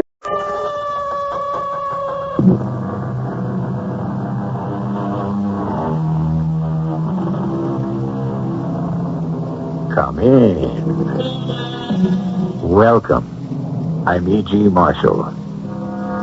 Slander, whose edge is sharper than the sword, and whose tongue outvenoms all the worms of the Nile. From which we can see that Mr. Shakespeare did not look kindly upon slander. And yet, what would we ever do without it? With what would we fill our newspapers, our news broadcasts? What a world. Somebody's always eager, willing, and able to give us the dirt about somebody else. And we can't wait to hear it. How much money do you think she made, Captain? I don't know. How much money would a cleaning woman take home? This one took home just over $100 a week. On that kind of salary, how much money do you think she gave to charity? I don't know. Not an awful lot. How about $10,000 a year? What? And sometimes even more.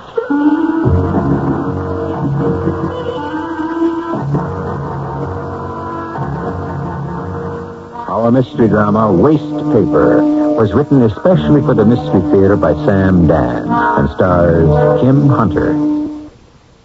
I'll be back shortly with Act One.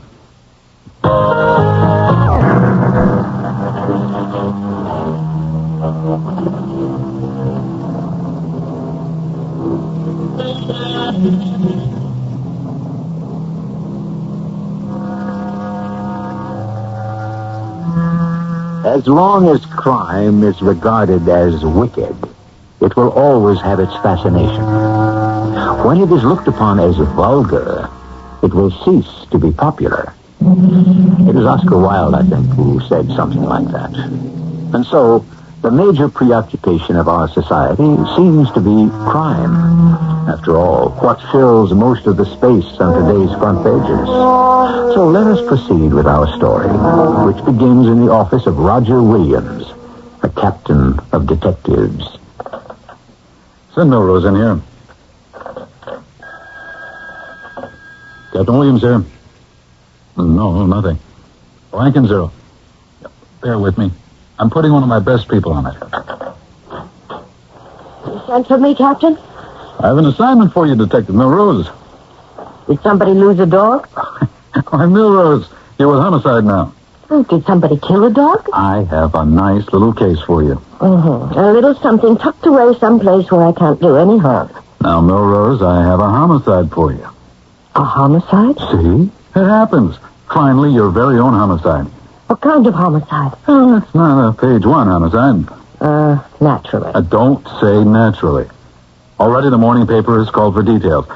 Make sure they spell your name with 2 L's, and so your career is launched. What are the details, Captain? The lady's name was Martha Malone, age 52. A woman? Well, yes, I thought you might be more comfortable with a woman. Why? Well, you're a woman, aren't you? Yes, Captain. Oh, Mrs. Malone was a widow. She worked as a cleaning lady. She was murdered last night. Here are the details on the sheet. And now, Detective Melrose, it's all yours. He means well. They all mean well. I suppose they can't help it. They were raised that way. Well, at least he gave me a case. Well, he had to. I guess he wanted to be able to say, look, in my division, women detectives are right out there in the field. So, what have I got here? A cleaning woman killed. Why, how, and by whom?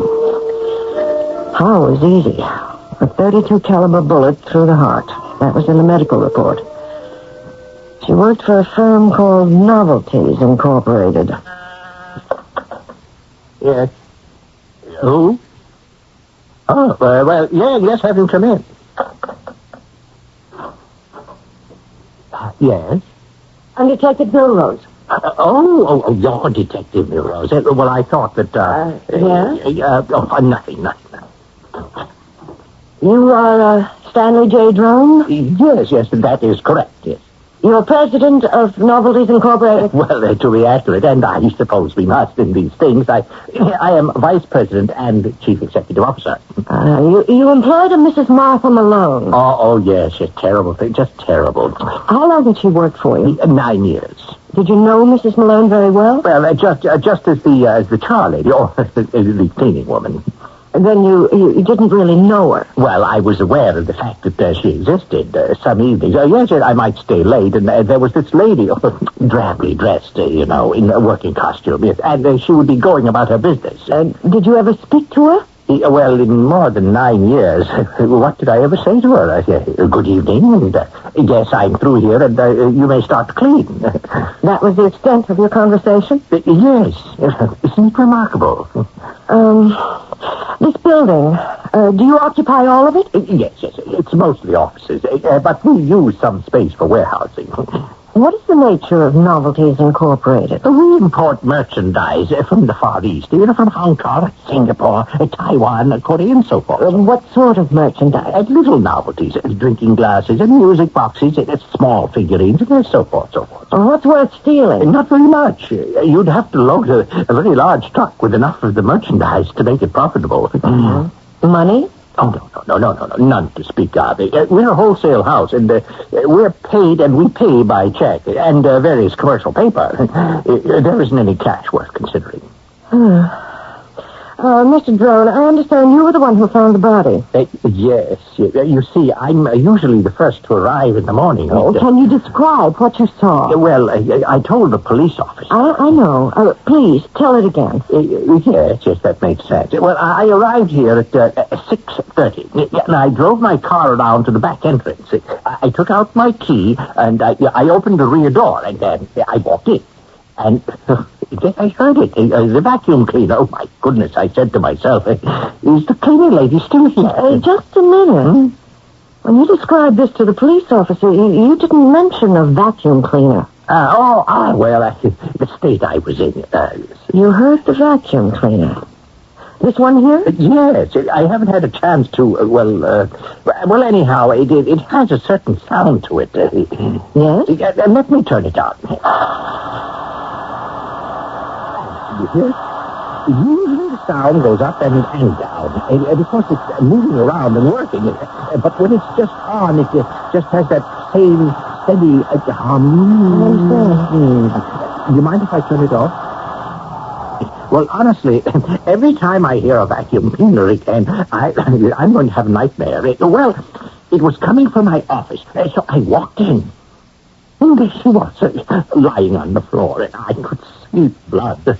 And I knew she was dead. That vacuum cleaner is very loud, isn't it? Yeah, something's loose there, I think. I've been meaning to have it fixed, but I guess now I'll just get rid of it. Thank you, Mr. Drone. There's nothing else you want to ask me? Not at this time.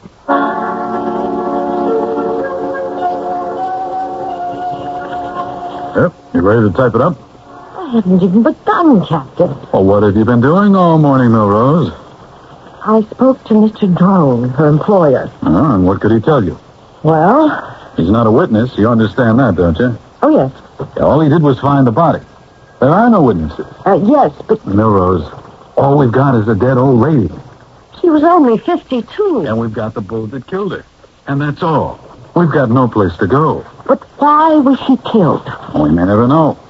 That's what happens so much of the time. These things just fade away. You haven't answered my question. Why was she killed? Somebody came to burglarize the place. Mr. Drone says there was nothing of value to be stolen. Okay, but the thief doesn't know that. He's just freelancing along. He blunders into the poor cleaning lady. Maybe she screams. Maybe he panics. And he shoots her. I don't think so. You don't? He didn't blunder into her. Well, how do you know? The vacuum cleaner. It could be heard all over the building. What vacuum cleaner? Drone says when he opened up, he heard the vacuum cleaner. It must have been going on all night. Or are you telling me the thief shot her and then turned the vacuum on? Why would he do that? The answer is he didn't. No, he knew she was there. He could have avoided her or backed away and called it off. No. He killed her deliberately. Maybe. But he could have confronted her to ask her, where's the safe, or some question like that. He'd have had to make her turn the vacuum cleaner off. With that racket, you could hardly hear yourself think. No, Rose, you're introducing a complication. And so I have to ask you the question you've been asking me. Why was she killed? I don't know. I want to find out. I'll give you one more day. One more day? Police work has become a matter of logistics and production. We must invest our resources where we have the greatest chance of a tangible return. It was hard to admit it, but he was right. On any given day, there can be 2, 3, 4, as many as 5 or even 6 murders in a city the size of ours. And they keep piling up. Some of them you can never solve. It's like casualties in wartime. You try first to save those with the best chance of recovery. Listen, Detective, don't become personally involved with your cases. Don't allow them to become part of you. Sometimes you just have to let them go. I still have a day. I know you feel a deep sympathy for this poor old lady, but without facts, evidence, and material we can hand to the prosecuting attorney, there'll be nothing we can do.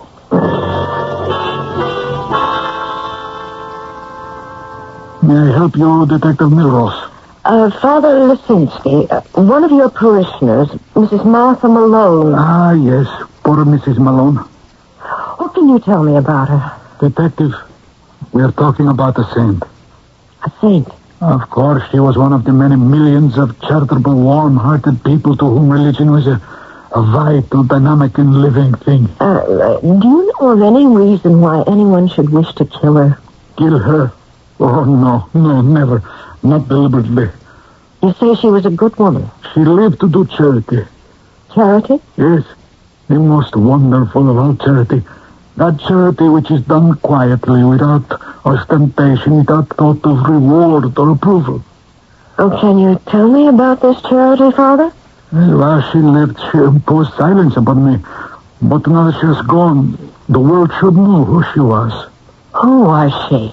Oh, a soul of kindness and generosity. She donated thousands of dollars each year. Thousands? How many thousands of dollars, Father? Oh, she would give 6, 7, sometimes 10,000. I see. She would bring me the money at intervals during the year, and she would say, Father, use this as you see fit. Pay a poor family's rent. See that the poor youngster may have tuition for college. And one year she actually gave you $10,000? Yes. Actually, it was last year. $10,000? And it did so much good. So much good. Yes, I'm sure of it. Sorry to bother you again, Mr. Drone. No, please. Anything I can do. How much did you pay Mrs. Malone? I have the figures right here. Her take-home pay was, it would average $113.09 a week. Would you know if she had another source of income? Well, I would assume that if she had another source of income, she would work as charwoman. Or perhaps, yes, I have no right to make that assumption. How did you pay, cash or check? Oh, a payroll check. Our policy is to have a very little cash on hand. And then she would have to go someplace to cash the check. Yes, I have one here. It was canceled by the Citizens National. I see. Thank you very much, Mr. Drone. Captain, she was taking home $113.09 a week. That's $5,880.68 a year. And do you follow this? Where's it going? She paid $122.40 a month for rent. That's over $1,400 a year. Well, why is it important to know this? And then there were food, clothes, medical bills, car fare, and all the rest. So? So you would think she could barely make it through the year. Maybe not at all. All right. So last year, where did she get $10,000 to donate to charity?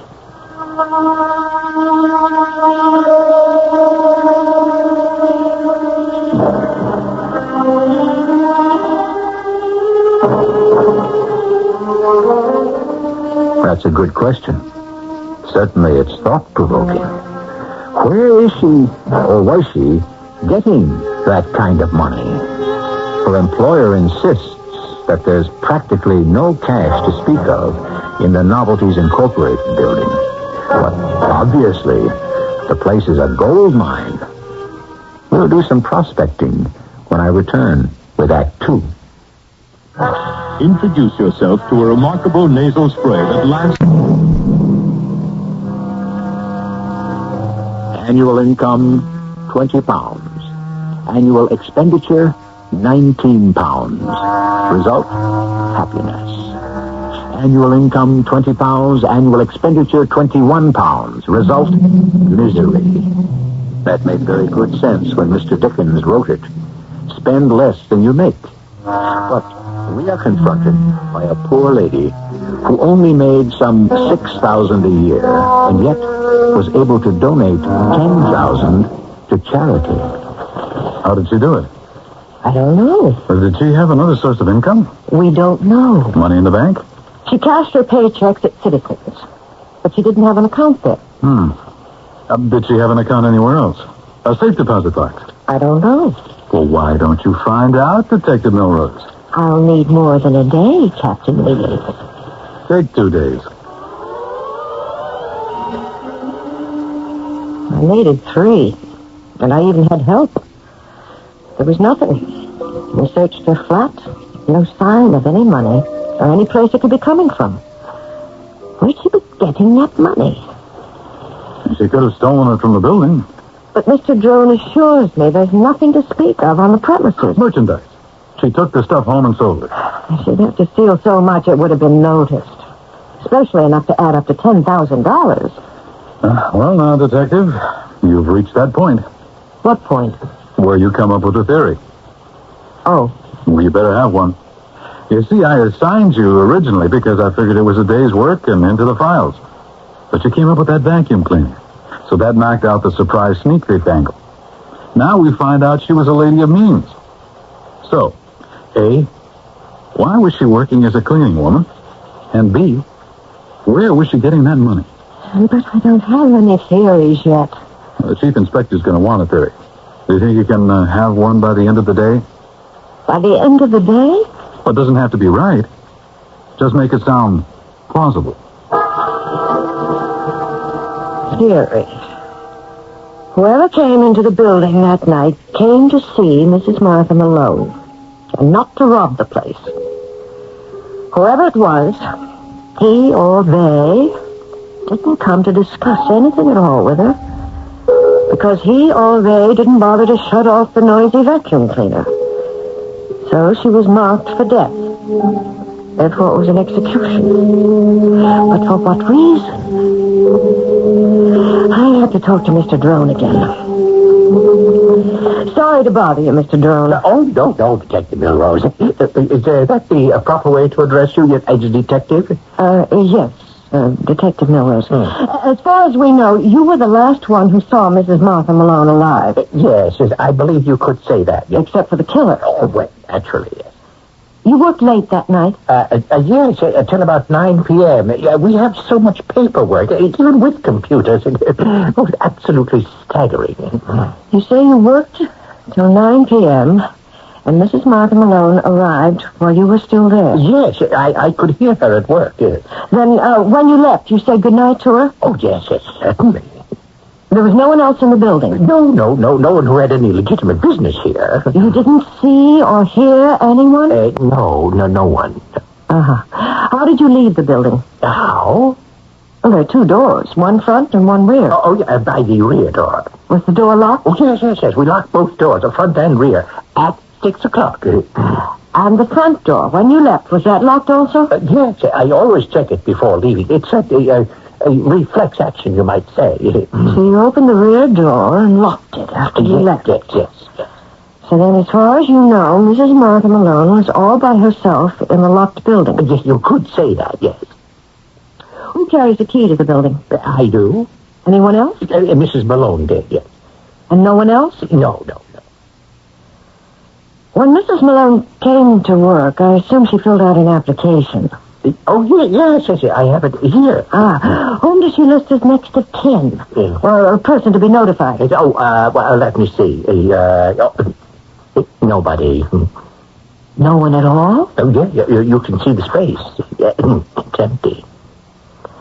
Do all your employees have insurance policies? Oh, yes. You'd be surprised what I have to pay in this so-called free. Did Mrs. Malone have one? Oh, absolutely. Whom does she list as beneficiary? One moment. Yes, here it is. Father Stephen Lisinski of St. Mary's Church. Thank you, Mr. Drone.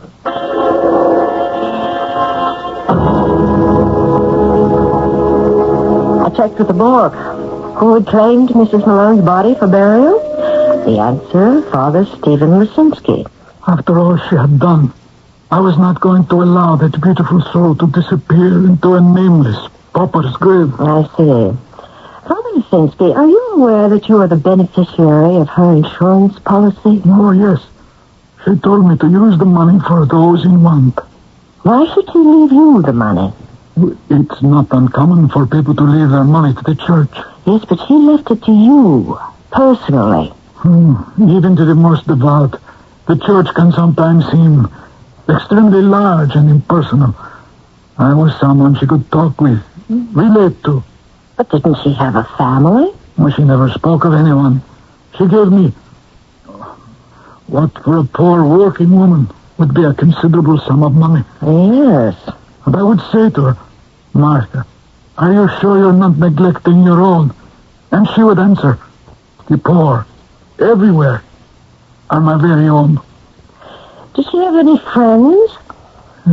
She kept her own counsel. We have many activities in the church here, social affairs.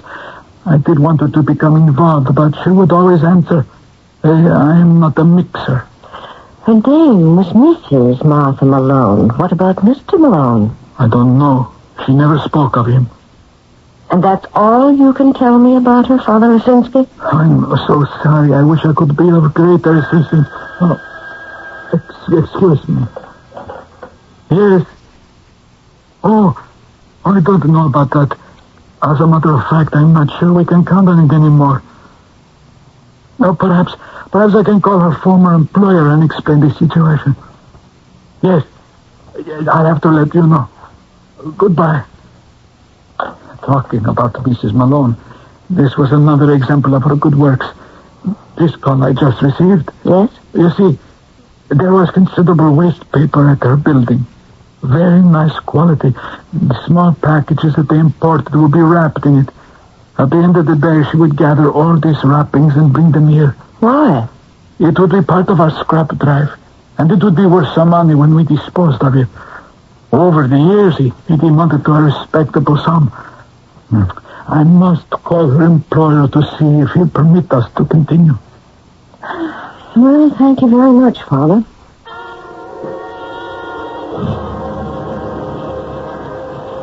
So, here we are, Detective Norose. Where are we, Captain Williams? At that point where we must face the files. You mean this case is about to be closed? I'm afraid so. No. Why not? This woman was murdered. So were 9 other people since her body was discovered. But obviously somebody was out to kill her. I've already bought that. How can we just drop it? We're not dropping it. We're merely concentrating our resources in areas which may be more productive of results. Look, no matter how you slice it, Captain. Okay, I know.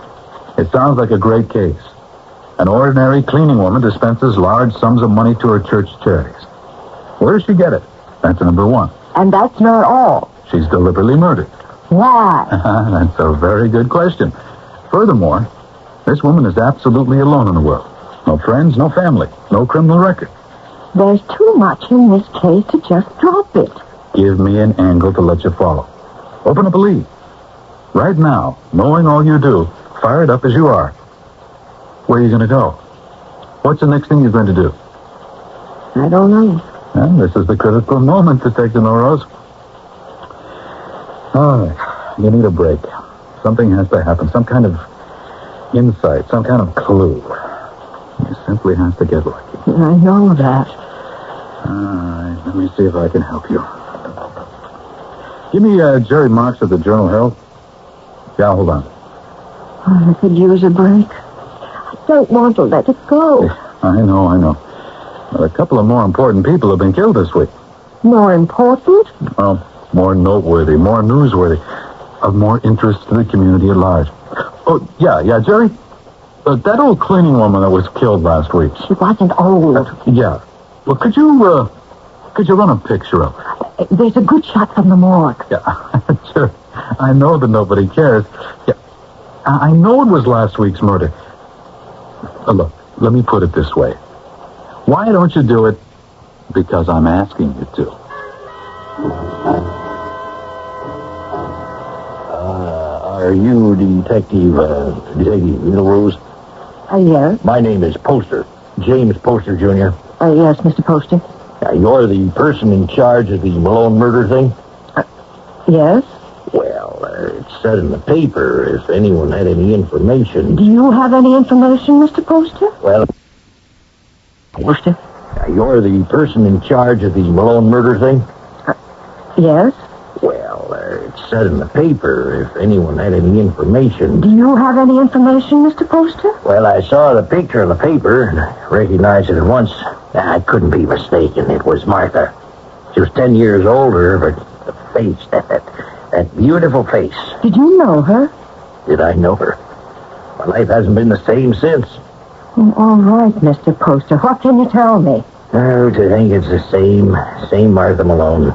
Martha Malone, who had to be the world's greatest account supervisor. Account supervisor? Yes, at Poster and Pine. We only happen to be the 14th largest advertising agency in America, which for all practical purposes means the world. And she was an account supervisor? Could she ever turn and twist a client like a lump of inert putty?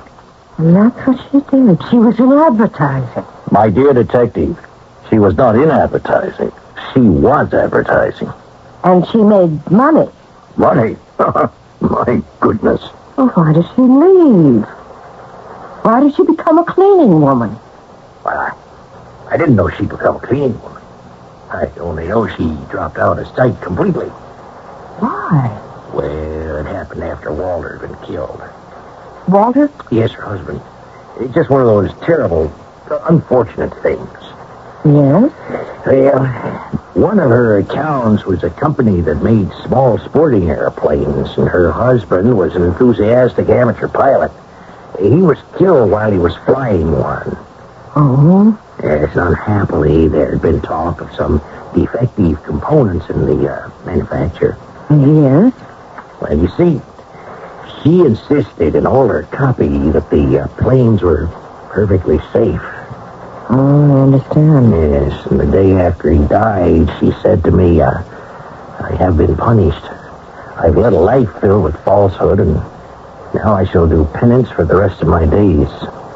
She was a very dramatic person. Did she say anything else? Yes, she said, from now on, I'll devote my life to hard labor and to charity. I'll give up everything I used to live for, all the vanities of the world. Next day, she was gone. Just like that? She vanished without a trace. Emptied her bank accounts. Sold everything. I never saw her again. She was a wealthy woman? Well, aside from her salary, she must have had several $100,000. And she gave it all up to become a cleaning woman. But why was she murdered? What did poor, wonderful Martha Malone ever do to anyone?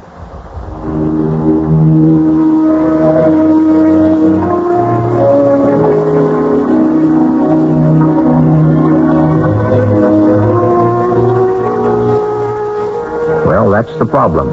And it's been the problem since the very opening moments of Act One. And it seems that the more we learn about Mrs. Martha Malone, the less we really know about her. Well, all we can do now is wait for the third act.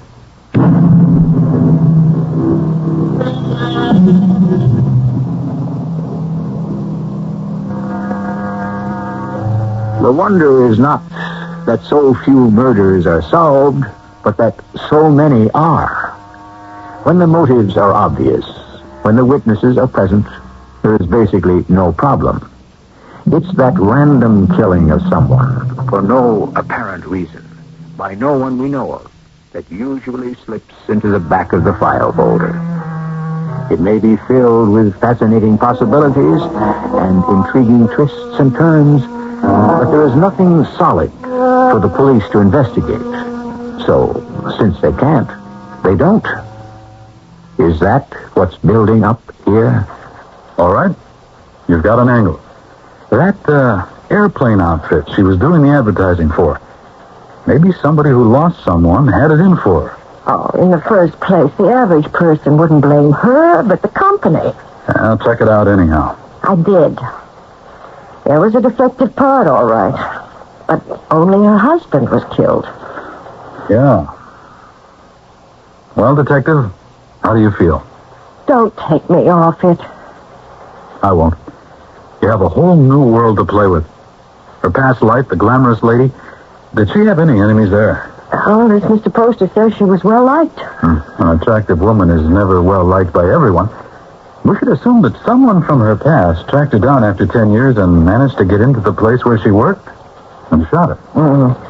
I say she was killed because of a situation in the Novelties Incorporated building. Well, you've already established there was nothing to steal there. I thought we both agreed the object was not to steal anything, but to kill her. Why? I'm ruling out the past. Yeah, but the public doesn't. See here? Tonight's paper. You're on page 3. Murdered cleaning lady turns out to be former top drawer advertising executive. You gave that to the press? Oh, why not? Can't do any harm, and it keeps them happy. It also keeps you on the case. And we have a lead we can justify. But it's all there, in that building. What's all there? I don't know what, but she was murdered. I looked at her picture, not the mugshot from the morgue, but a glossy portrait that Mr. Poster had let me have. It showed a spectacularly beautiful woman in her early 40s. Her face was not only lovely to look at, but you could sense that she was a woman of keen intelligence. And she had chosen to spend the rest of her life on her knees, doing penance. Oh, that I could understand. But murder, why was she murdered? Go back over the same ground. But I've been over it and over it. I can only talk to 2 people, really, Father Lisinski and Mr. Drone. Talk to them. But they've already told me everything they know. People are always remembering little things. Drone told you something he neglected to mention to the first cop on the scene? No, you mean the vacuum cleaner. That vacuum cleaner is what put you in business. All right, I'll try again. It's your very own little case, Detective. You have to nourish it. Keep it alive. No, Detective Muros. I know nothing of her past life. And therefore you would know none of her associates or her problems there, if any. None at all. Excuse me. Yes. Oh, no, I haven't. Oh, well, why don't I take care of it right now? While I'm thinking about it. Let me call you back. That was the chairman of our scrap paper committee. Would you excuse me? I have to call... Oh, where's that number? I look it up. Here it is. That you should be here. This has to do with Mrs. Malone indirectly. Mrs. Malone? I'm trying to continue her good work. Hello, Novelties Incorporated. May I speak with Mr. Drone? Yes, I'm Father Lesinski of St. Mary's Church. Thank you. Hello, Mr. Drone. Yes, as you know, Mrs. Malone used to supply us with some very nice paper from your plant. Well, nice as it was scrap which was being thrown out. We were selling it to raise money for our parish charities, and I was wondering if I could have a man pick it up. Well, yes. Oh, I understand. Oh, yes, of course. Well, thank you, sir, in any event. He says he can do it. Oh? He says he has made arrangements with a scavenger who pays him for the paper. Of course, I can see his point of view. Yes, that's true. It's odd. What is? It may have been my imagination, but He seemed quite frightened. Frightened? I think so. You're sure the word is frightened? Detective Milrose, I'm more than sure. I know. Was this the break? The lead? The sudden flash of insight? I looked at Father Lisinski. I smiled to myself. If something really came of this, I would call it the revelation. I hope I'm not imposing again, Mr. Drone. No, Detective Milrose. I'm glad to be of help. I understand that Mrs. Malone used to collect the waste paper and donate it to her church. You mean the wrappings? Yes. Yes, that's true. I understand that since her death, you've made other arrangements to dispose of them. Yes, I now sell them to a private scavenger. I see. A fellow comes by with a van at the end of the day. Who is he? Well, I believe I told you he's a private scavenger. What made you choose him? Did you go looking for a scavenger? No. As a matter of fact, he was, I would assume, going about soliciting business. He came in off the street, you might say. Well, then it was rather something of a coincidence. What was? That right after Mrs. Malone died, he should call on you. Oh, no. It wasn't really. He called on me before. Oh. Yes, several times this past year. Well, why didn't you sell him the paper then? Well, I was going to. It certainly made sense, don't you know? It would be the same as throwing money away. Well, so why didn't you? Well, I had called Mrs. Malone into my office to tell her that she could no longer have the waste paper. And what did Mrs. Malone say? Nothing. You see, I couldn't tell her. You couldn't? Why not? Well, every time I was about to, there was a look on her face. What sort of look? Well, I don't know, but I was afraid of that look. Why? Because it was the kind of look that seemed to go right through you. As if it could read every secret in your head, don't you know? Oh. So the next time this scavenger came around to solicit the business, I just told him I'd made other arrangements. That my cleaning woman was donating the waste paper to her church drive. Well, what did he say? Well, he didn't say anything. When did this discussion take place? Well, I'm not sure. It must have been 2 or 3 weeks ago, yes. What is this scavenger's name? It is A.J. Scoop, carting service.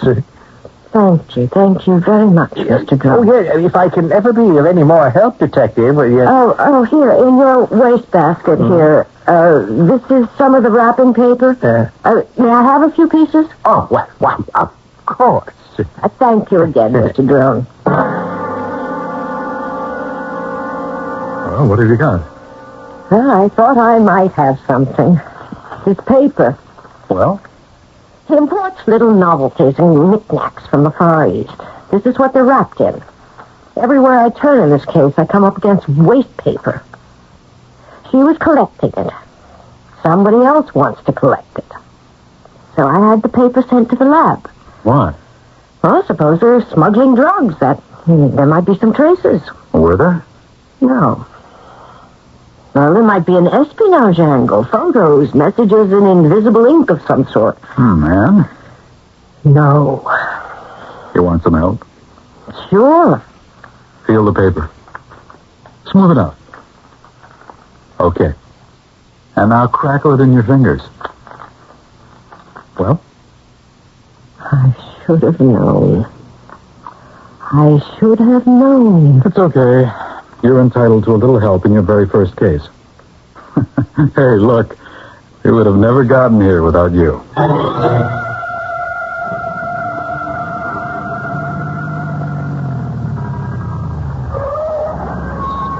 Yeah, that's the pickup van.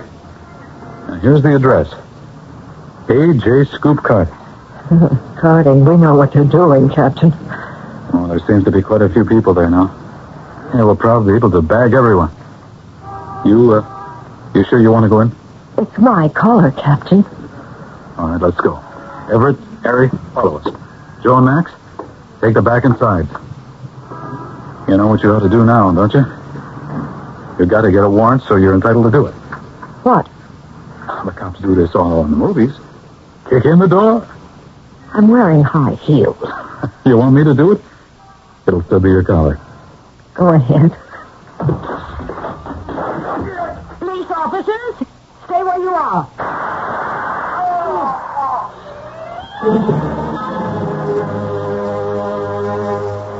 There you are. Page 1, the Herald. Page 2, the Record. Your first story. Detective Gertrude Milrose was responsible for the line of investigation that led to the arrest of a major counterfeiting ring. I had a great deal of help, Captain. The case was broken when Detective Milrose discovered that the paper used to wrap the novelties, which was imported from the Far East, is a very distinctive grade of Chinese rice paper, which is ideal for use in counterfeit bills. It is, by sheer coincidence, a closest match to the genuine paper used by the Treasury and is almost impossible to obtain. And that was why she was killed. Waste paper. Just because of some waste paper.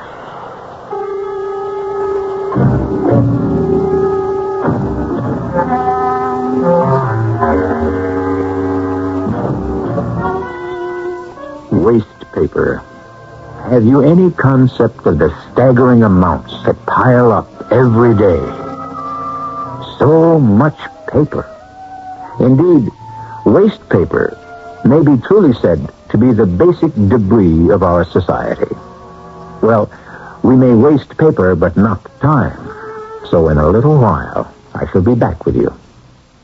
Hey, buddy, can you give a fella a break? Sorry, fella, I only give at the office. I'm not looking for a handout. What can I do for you? Help save my life and breath. You need mouth-to-mouth breathing? I'm not the type. No, but you're smoking. And your smoke is hitting me where I breathe. And what with an allergy and pollution, you're not helping any. Sorry, I didn't mean to bother you. Sure, but the fact is that your smoke is getting in my eyes, and nose, and throat. And that's not a good song for my lungs. Well, you could always move away. I do, and then there's another one puffing away in my face. How about a deal? Like the Lung Association says, smoke if you must, but make smoking a private affair. Or quit. Secondhand smoke is truly offensive for non-smokers. Well, I'll give it a try. I wish you would, otherwise they're going to hang a tag on you. A tag? Yeah, cigarettes are a health hazard, and so are you. Gotcha, buddy. Now, about that handout. Save it. Let me give you one. Your Lung Association says that giving up smoking is a matter of life and breath.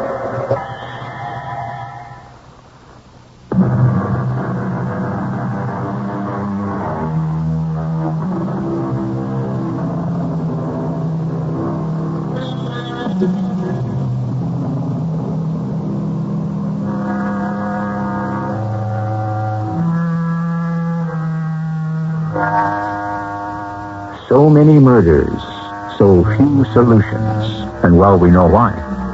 Needed is the flash of insight, that crystal moment of clarity when everything comes together. Indeed, it is like the vision of creativity to the artist. Artists and detectives, we don't tend to think of them in the same terms, but why shouldn't we? Without that certain something called inspiration, for all their hard labor, they are doomed to remain in the dark. Our cast included Kim Hunter, Lloyd Batista, and Earl Hammond. The entire production was under the direction of Hyman Brown. And now, a preview of our next tale. Now, these gems, do you generally keep them here in your apartment in a jewel box on your dresser? No, I usually have them in the vault. Except tonight, I was at a formal dinner, and I thought I would... Do you mind if I use the telephone? No, I don't mind. Thank you. Is it possible he could have seen me and followed me home? I understand jewel thieves. Scout, is that the word? Places where wealthy people go. Excuse me. This is Lieutenant Silverio. I'm at the Patterson place. Yeah. Oh, I got away with a few nice things. The M.O. fits our old friend, the cat burglar. Yeah, the one who can climb up and down the walls. Cat burglar? Yeah, Jerry. I think he can chalk up another one. This is E.G. Marshall inviting you to return to our Mystery Theater for another adventure in the macabre. Until next time, pleasant dreams.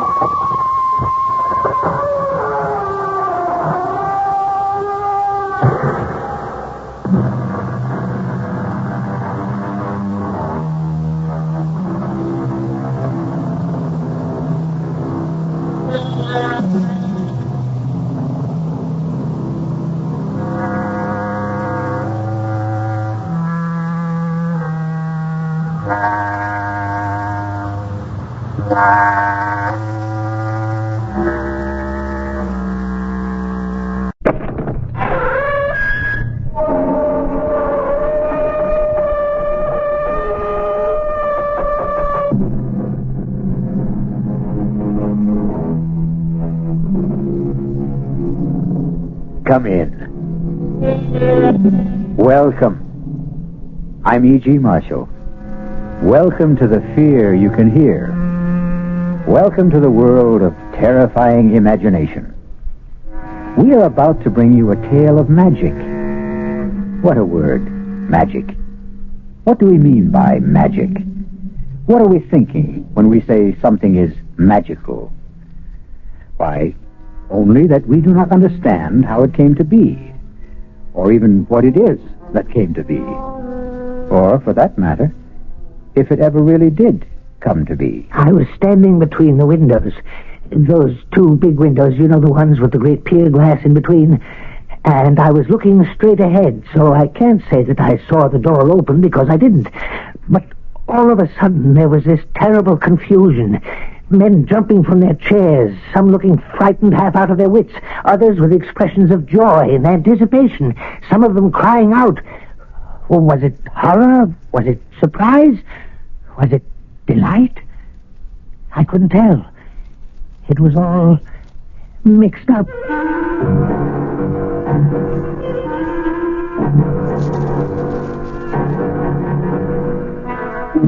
Our mystery drama, The Walls of Jericho, was written especially for the Mystery Theater by Elspeth Eric and stars Robert Dryden. It is sponsored in part by Anheuser-Busch Incorporated, brewers of Budweiser. I'll be back shortly with Act One.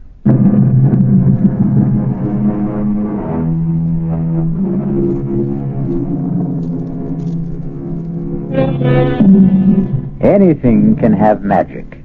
A name, a poem, a face, a touch, a phrase of music, a sudden silent thought that brushes across the mind. But it won't be captured. No, not magic. For magic merely happens. Watch out. Ready or not, here it comes. It's cold in here, don't you think, Cudworth? Well, Brindle's gone to fetch another log. We'd best hurry, or the fire will have burned itself out completely. That's asking a bit much, isn't it? For Drendel to hurry? I suppose one shouldn't ask too much. Ah, poor old Drendel. How old is he now? What would be your guess, Ashley? I wouldn't hazard one. He's been steward at the club since before I became a member. Ah, here he comes. I don't like to see him carrying a log that size. Oh, Drendel. You wanted something, Mr. Ashley? A half an hour ago, Drendel, I asked for a brandy and soda. But you have your brandy, Mr. Ashley. Ah, but have I my soda? Haven't you? Oh, you haven't. I'll get it for you right away, sir. Right away. Possess your soul in patience, Ashley. The club should really start to think of retiring him, wouldn't you say? Start to think? That's all we ever do. We never actually get on with the thinking, do we? Oh, hello. Everybody. Have you seen this? Who's making that racket? Higgins just came in. Oh, him. Have you seen it? Have you? Seen what, Higgins? Well, I just took it off the bulletin board, Winthrop. Now you're president of the club. You should be the first. Read it aloud. At 4 o'clock in the afternoon of January 12th, the devil will come down the chimney of the fireplace in the members' lounge. Let's see that. I just this minute took it off the bulletin board. Now, who's playing jokes around here? Now, who wrote this? Did anyone here put this notice up on the bulletin board? Let me see it, Winthrop. At 4 o'clock in the afternoon of January 12th, the devil will come down the chimney of the fireplace in the members' lounge. What? That fireplace right there. Sounds very interesting. Not interesting at all. Just a feeble attempt to be funny. It wasn't on the bulletin board this morning. Well, it wasn't there an hour ago when I came in from dinner. Now, was it, Cudworth? Well, I certainly didn't see it. Well, somebody put it there. The devil could have put it there. Oh, rubbish. Well, he might have. He's very ingenious, I've heard. Let's not let ourselves be carried away, Higgins. Mr. Ashley, sir? What is it? Your soda, sir. Well, set it down. Brindle, have you seen this? Oh, what is it, sir? Mr. Higgins found it pinned to the bulletin board. Here, read it. At 4 o'clock this afternoon, January 12th, the devil will chimney the fireplace in the members' lounge. What does it mean? It means that the devil will come down that chimney at 4 o'clock on January 12th. That's what it means. Oh, surely not, Mr. Higgins. Definitely not. It's a joke, isn't it? Of course it is. But, on the other hand... really, Cudworth, you and your other hand. Let's mark it down as a joke until we know better. At least until then. Anyway, until the afternoon of January 12th, at 4 o'clock.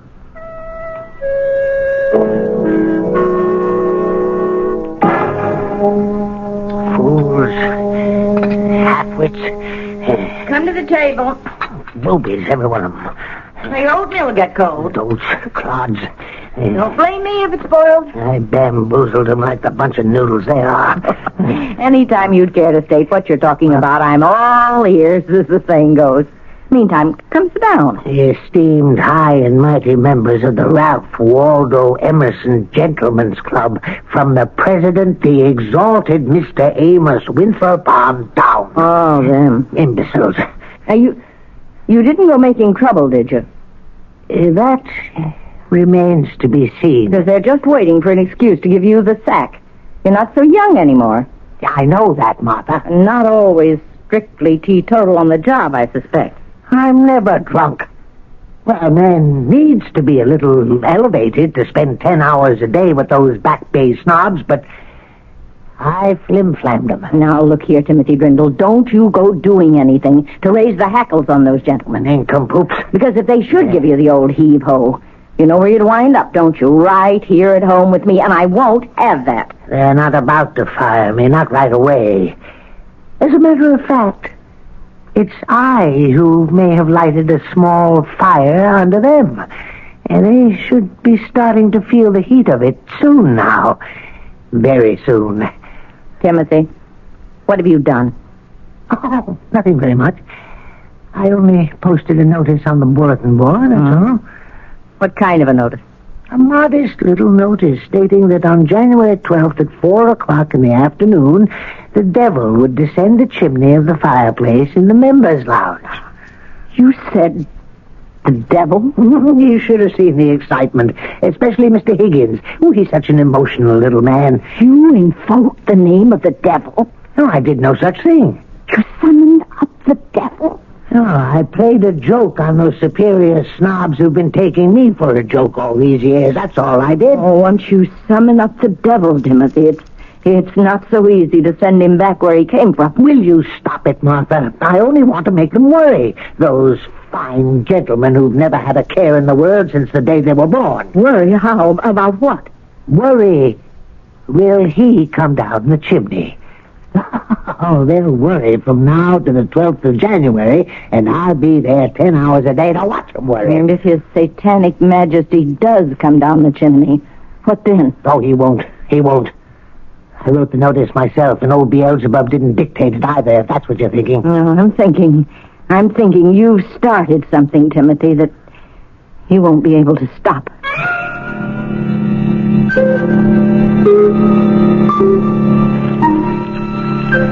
Your coffee, Mr. Winthrop? Oh, thank you, Brindle. That's quite a fire you've got going there. I always try to keep up a good, smart blaze, sir. Nothing special about this particular fire, Brindle? No, sir. It's January 12th, Brindle, and precisely 3 minutes before 4 in the afternoon. Is it indeed, sir? Oh, come off it, Brindle. Surely you're not indifferent to the heralded appearance of the Prince of Darkness down the chimney. Well, it's really no concern of mine, Mr. Winthrop. No, the membership doesn't say you're a plum, Brindle. Lounge is filled to overflowing. Oh, so it is, sir, and I'd best stir myself. Other gentlemen will be wanting coffee. Bring me a brandy, Brindle, if you have the time. All the time in the world, Mr. Higgins. Old Brindle's the only cool character in the room. Even Ashley, who thinks this whole thing's nonsense. Ashley doesn't even believe the devil exists, for goodness sakes. Well, he's still been sitting on that little hassock by the fireplace since noon. I tried to get him to lunch with me, but he wouldn't budge. Oh, suspects a trick, no doubt. Well, do you? Well, it is possible, I suppose. But, who'd want to play a trick like that? I mean, even if someone wanted to, how'd he go about it? Now suppose something, or someone, descends that chimney at 4 o'clock, as I am firmly persuaded he will. Who or what could do that? There's a great roaring fire going. Well, Brindle saw to that. Well, suppose someone with a perverse sense of humor should toss a dummy down the chimney. We'd find it afterward. Well, not if it was reduced to ash. But something would remain. It couldn't all burn up. Am I right? Well, ask Cudworth. He's the brainy one. Gentlemen, all prepared for the big moment? Hello, Cudworth. Only the devil himself could survive a trip down that chimney. Am I right, Cudworth? I'd say so, yes. It's nearly time. Nervous? Well, I don't know what to think. I mean, I don't know what to expect. The whole thing is nerve-wracking. Positively devastating. It's time. What's that? It's him! The devil himself! He's there! See him? There he is! There is certainly something there. Someone. Oh, it's the devil! It's old Harry! The devil! Is it really the fiend? Look at him! Standing in the flames! He's laughing! Is he really laughing? Oh, that old serpent! Look at him! He's gone. No, he's not! He's still there! In the flames! Laughing in the flames! He's... Well, now he's gone. Well, that was quite an experience. Yes, it was. Oh, it was the most wonderful thing that's ever happened to me in my entire life. Oh, really extraordinary. Well, now, are you all satisfied? What do you mean by that, Ashley? His Satanic Majesty failed to put in an appearance. Of course he put in an appearance. You didn't see him? Don't tell me you did. Of course we did. He was all in black, head to toe. No, he was dressed in red. Black and red, I thought. Well, he had red hair. You couldn't see his hair. He wore a cap. I saw his hair. It was sort of waving in the flames of a draft or something, but it never caught on fire. I distinctly remember noticing that. He wore a cap. You couldn't see his hair, and his mustache was black. No cap. A cap and a big black cape. He kept his cape around him all the time he was standing there. Yes, but the cape was red, a very bright red. Now listen to yourselves. Listen, will you? You all saw him. You all say you did. But each of you saw something different. Red cape, black and red cape. Why, it's ludicrous. It is not ludicrous at all. We were all overexcited, all worked up over this thing, and maybe our accuracy, our powers of observation were impaired. That's possible. Except, I know, he wore a big black cape. Beg pardon, Mr. Higgins. Yeah, don't bother me now, Brindle. Your brandy, sir. Brindle, settle this argument for us, will you? What was the devil wearing? The devil, sir? What was he wearing when he came down the chimney? I wouldn't know, sir. I was not in the lounge. I was fetching Mr. Higgins' brandy. Did the devil make an appearance, sir? How then was the devil dressed? Oh, he was in his Sunday best. His coat was red and his breeches blue. And there was a hole where his tail came through. Those charming lines were written by Mr. Robert Southey at the turn of the century. But not our century. No, 100 years before.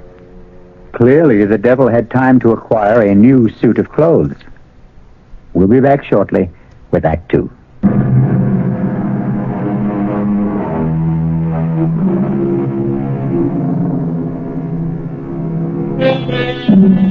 Did the devil indeed descend the chimney of the Ralph Waldo Emerson Club in the afternoon of January 12th and stand laughing in the flames? There isn't complete agreement among the club members even now, more than a month later. Cudworth, I have to talk to you. Sit down, Winthrop. Have you seen it? I've seen it. It wouldn't do any good to take it down from the bulletin board, I suppose. Well, half the membership's already seen it and told the other half. Lightning strikes again. I never dreamed it would, did you?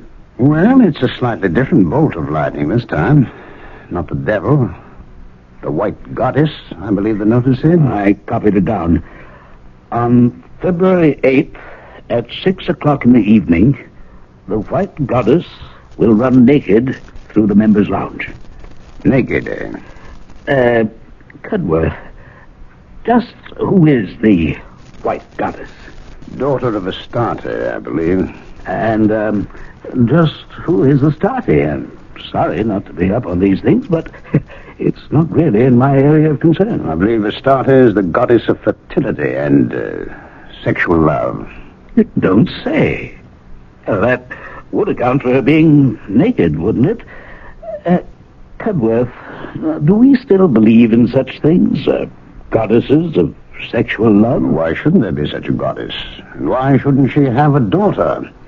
And why shouldn't the daughter be called the White Goddess? You don't believe she'll run naked across the members' lounge, do you? I didn't believe the devil would come down the chimney. But you did see him, didn't you? Yeah? Or something that looked very like him. Assuming, of course, I know what the devil looks like. Cudworth, I saw his horns. Did you indeed? Have you seen it? Have you seen the notice? Yes, we've seen it. Do you know that members are pouring in from all over the country? Oh, no. Members that haven't been inside the club in 20 years. We can't even begin to put them up. Half of them are stopping at hotels. Oh, heaven help us. Oh, cheer up, Winthrop. There's a chance the White Goddess won't show. I don't know, Cudworth. I have a sinking feeling that she will.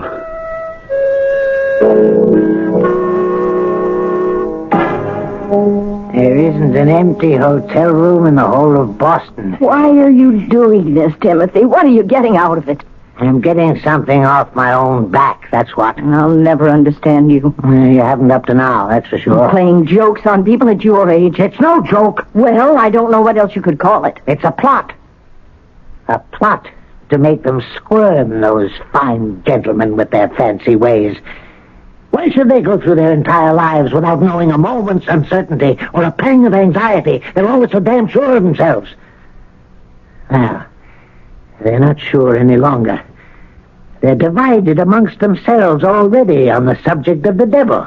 I hear them jawing away about it in the lounge. Was he there or wasn't he? What did he look like? What did he wear? Mr. Higgins says red. Mr. Winthrop says red and black. Mr. Cudworth says nothing at all, just looks wise. And Mr. Ashley says the devil never came down the chimney at all, so they're every last one of them crazy.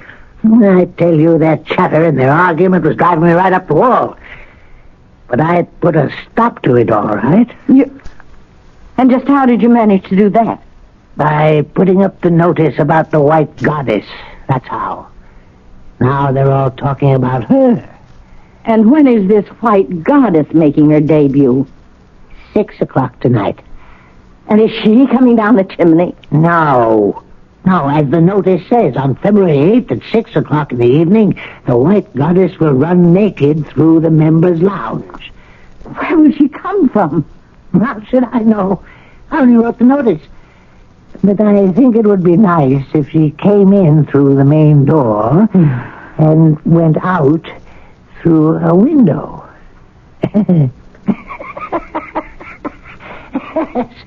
That would be rather nice.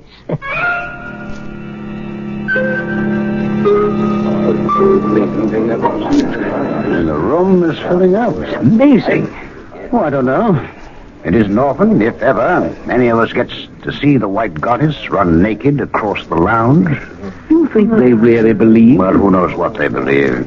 Cudworth, do you believe? I'm here, as you see. I suppose that's the only possible answer. Well, it's the only one you're going to get. Do you believe, Winthrop? Like you, I'm here. What's the time? Time. Cudworth, you always have the right time. Mr. Higgins, the clock on the mantel is exactly right. 2 minutes to 6. Mind if I sit down? We've been saving this chair for you, Higgins. Oh, that's nice of you. Well, the lounge is pretty well filled up, isn't it? Bursting at the seams. Oh, I've been studying all about the White Goddess. Daughter of Astarte, who in turn is the goddess of fertility and sexual love. Oh, you knew that. Cudworth told me. Cudworth, you really do know everything. On the contrary, I know very little. Well, you've always seemed to me to know everything. That's because you know less. Hey, mind if I join you? Well, there's no place to sit, actually. Oh, what a pity. Well, you could sit on the floor. No, how would I look sitting on the floor when the White Goddess comes running across the lounge? No, I think I shall join old Drendel over by the window. And perhaps he'll fetch me a brandy. No, you haven't time. It's nearly 6. Oh, you mean I might miss her goddessship? My, that would never do. Oh, jeez, that ass doesn't believe she'll appear. And why did he bother to come here at all? Because if he doesn't believe, neither does he disbelieve. Just look at him, laughing and joking with Drendel. Well, that's probably the first time he's ever spoken to Drendel, except to give him an order. You could say that about most of us, myself included. Yeah, Drendel's getting old. Poor old Drendel. Oh, it's time. The time has come. Oh, look at her. Look at her. She's beautiful. Sublime. Oh, my goddess. Oh, heavenly thing. I never thought I should live to see anything so beautiful. The most exquisite thing I ever saw. Or ever shall see. Where did she go? She was here such a little time. She disappeared through the window. The wall, I think. No, through the window. The one back of where Ashley's standing with Drendel. I saw Ashley turn and look out the window just as she vanished. You don't think it's possible he saw her too? Oh, no. Not Ashley. Well, Ashley? What? If you can stop staring at the stars, I'd like to ask you something. Magnificent. Yes, the stars are magnificent, but I have something else in my mind. What's troubling you, Cudworth? Why, nothing very much, Ashley. Is something troubling you? The way she disappeared. Simply melted into the astral light. Who melted into the astral light, Ashley? Why, the White Goddess. Well, don't tell me you didn't see her. Oh, yes. I saw her. Radiant in all her nakedness. Glowing like mother of pearl. Her long hair flying out behind her. Oh, but then, you saw her. Yes. Now, the others, did they see her? Oh, yes. Of course, so everyone must have seen her. Now, Drendel. Yes, sir? You saw her. No, Mr. Ashley. Oh, come now, Drendel. Of course you saw her. We were standing here together, side by side. I didn't see anything, Mr. Ashley. Now, don't tell me you didn't see anything, you old liar. Well, I was busy with something. You were not busy with something. We were standing here talking, and the clock struck 6, and the door opened, and she came in. And she ran. Her feet hardly touched the floor. Ran across the lounge to this window, this one right here. Why, her shoulder brushed mine. I felt it. My left shoulder. Now, don't tell me you didn't see her, or I'll break your back. Now, don't excite yourself, Ashley. The most beautiful spectacle it's ever been the good fortune of any of us to witness, and this numbskull Drendel stands there and tells me he didn't see it. He was busy with something. Oh, I won't stand for it. You listen to me, you fool. It's blasphemy. Unadulterated blasphemy for you to deny that you saw what I saw. What we all saw. Now, say it. Say you saw the White Goddess run across this lounge, didn't you? Didn't you? You say it, or I'll choke the life out of you. Actually, this is going too far. He saw her. I know he saw her. Mr. Ashley, please, you're choking me. He saw it. He's going to admit it. Please. Oh, why couldn't you stay out of this, Cudworth? Now, you might have killed him. Are you all right, Drendel? Yes. Yes, I'm all right. Oh, Ashley, go into the bar and buy yourself a drink. You need it. Yes, I need it. I need it, all right. You're sure you're all right, Drendel? Yes, quite. quite sure, Mr. Cudworth. Oh, by the way, Brindle, did you see the White Goddess or didn't you? You don't need to be afraid to tell me. Either way. I didn't see anything, Mr. Cudworth. You see, I was busy with something, and No, I didn't see anything at all.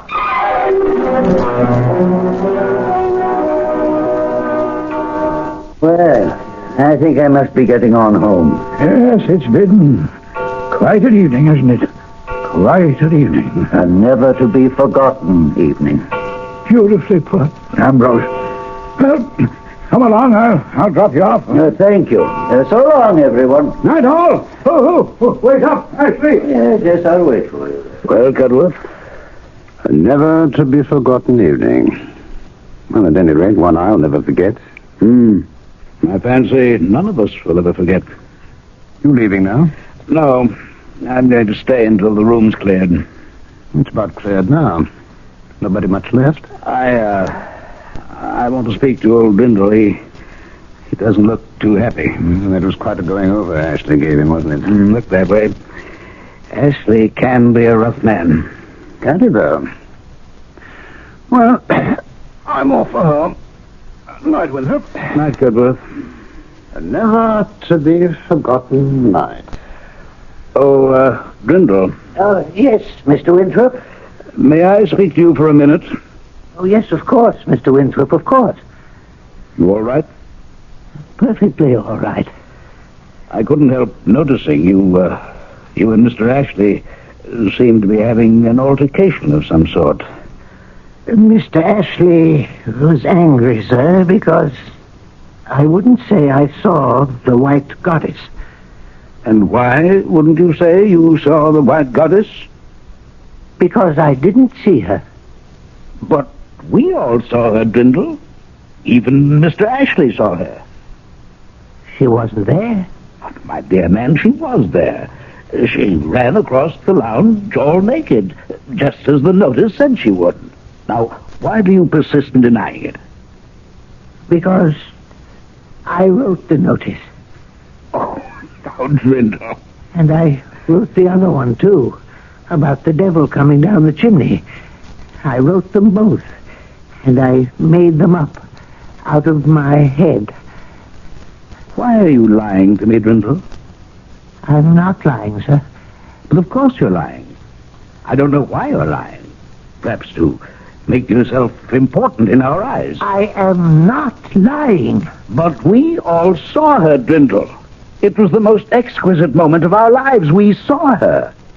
Therefore, you're lying.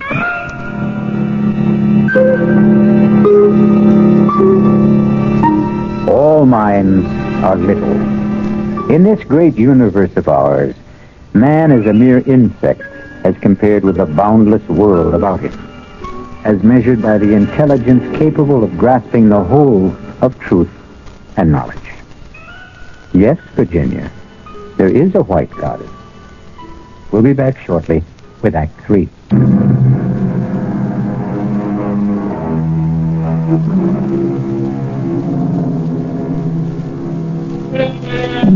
Have you read your Shakespeare lately?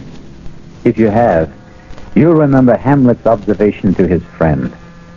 There are more things in heaven and earth, Horatio, than are dreamt of in your philosophy. If you haven't read your Shakespeare, now for the third act of The Walls of Jericho. Come eat your breakfast, Timothy. It's on the table. It's ridiculous. It's absolutely absurd. They're trying to ruin me. Oh, he's off again. I never even turned around when I heard them whispering behind my back. Drindle's getting on. Poor Drindle. Drindle's had a drop too much. That part's true, all right. But when they called me a liar, and to my face, I don't have to take that. Who called you a liar? Mr. Amos Winthrop, the president of the club, the highest mucky-muck of all the high mucky-mucks, that's who. Well, what kind of a lie did you tell him? No lie. I told him no lie. I told him the God's own truth. That I had written those notices and put them up on the bulletin board. The one about the devil coming down the chimney and the one about the White Goddess running naked across the lounge as well. Why wouldn't he believe you? Because he's a fool. The biggest fool in a pack of fools. I said, why wouldn't he believe you? He says he saw the devil, saw him come down the chimney and stand in the flames, and that most of the others saw him too. All but Mr. Ashley and a few other disbelievers. Oh, you should never have invoked the devil. I told you that at the time. But even Mr. Ashley is saying that he saw the white goddess run across the lounge. Radiant in her nakedness, he says, glowing like mother of pearl. Imagine Mr. Ashley talking like that. He says she brushed up against him, against his shoulder, and then went out through the window and melted into the astral light. Mr. Ashley, of all people. Maybe it happened. How could it have happened when I made it all up? Well, come eat your breakfast. No, I can't. I'm too upset. You're more upset than they are. Those fine gentlemen you were going to teach a lesson. Oh, don't you worry. I'll fix them. I'll put up another notice. Oh, no, Timothy, don't start up again. Only this time I'll make it so crazy, so outlandish, they'll see that it's only a joke. They won't be able to help themselves. Yeah, now let's see. Where's a pen? And a piece of paper. Yeah, now, what shall I need to get them excited, all worked up, waiting for something, and then they're let down when it doesn't happen. That's what I'm after. Yeah, I've got it. On March the 2nd at 5 o'clock, you see, they'll all be having drinks in the lounge about that time. At 5 o'clock, a leopard will enter... No, not a leopard. A tiger will enter the members' lounge. How's that? As long as you don't make it the devil. No, better yet. 3 tigers will enter the members' lounge. No, I don't like enter. It's too sedate sounding, too tame. I will come through the windows. We'll crash through the windows. Yes, that's good. We'll crash through the windows of the members' lounge. There. That should put Mr. Winthrop in his place. Somehow, Timothy, I don't think you were born to put Mr. Winthrop in his place. That's where you're wrong, Martha. It's precisely what I was born for, and this'll do it. Wait a minute. I thought of something else. What now? Listen to this. On March the 2nd at 5 o'clock, 3 tigers will crash through the windows of the members' lounge, one of them carrying a chicken in his mouth. Oh. Yeah. How's that, Martha? Huh? How's that? Oh, that's perfect.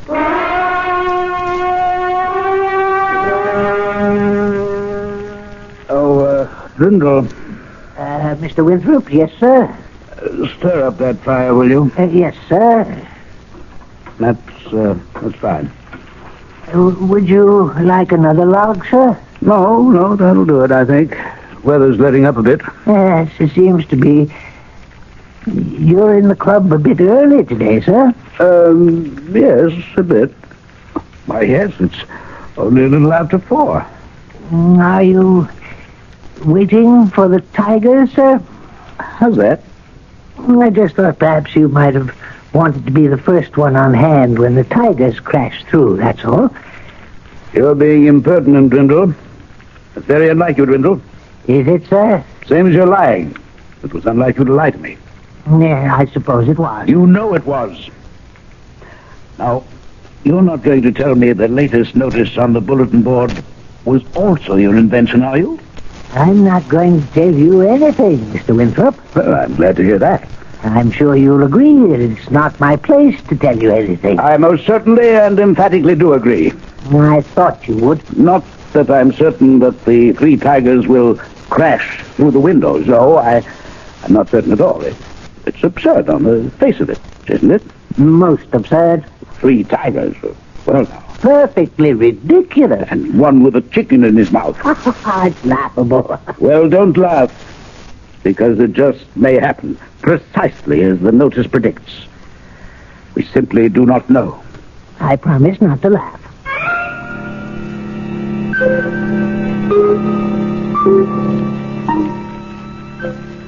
Nervous, Cudworth? A few flutters. It's the uncertainty, of course. I've been here since 4 o'clock. Can you imagine that? I had a hard time staying away myself. I had a few sharp words earlier with Drindle. Sorry to say. The old man's getting very independent, very opinionated. Where is he? He's usually around taking drink orders by now. He's standing over there by the main door looking very superior. We really have to retire that fellow, Cudworth. Winthrop! Cudworth, do you realize people are standing outside on the sidewalk? This isn't a club matter anymore. It's spread all over the city. Oh, I can't say I care for that. It looks like hundreds of people. I tried to get Ashley to be with us for the great event, but he insists on his post by the window. Ashley by the window, old Drindle by the main door. Well, we're covered. We should be quiet. It's time. I don't think our conversation will either deter or encourage the tigers. Yes, but all the same, you quiet.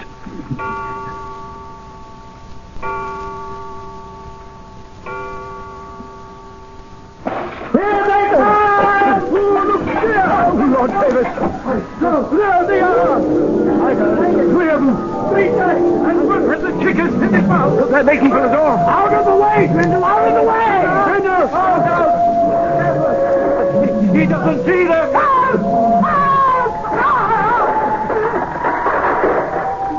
Cudworth, did they... Is he... Don't look, Winthrop. Better not look. Is Grindle... Did the tigers get him? I don't know.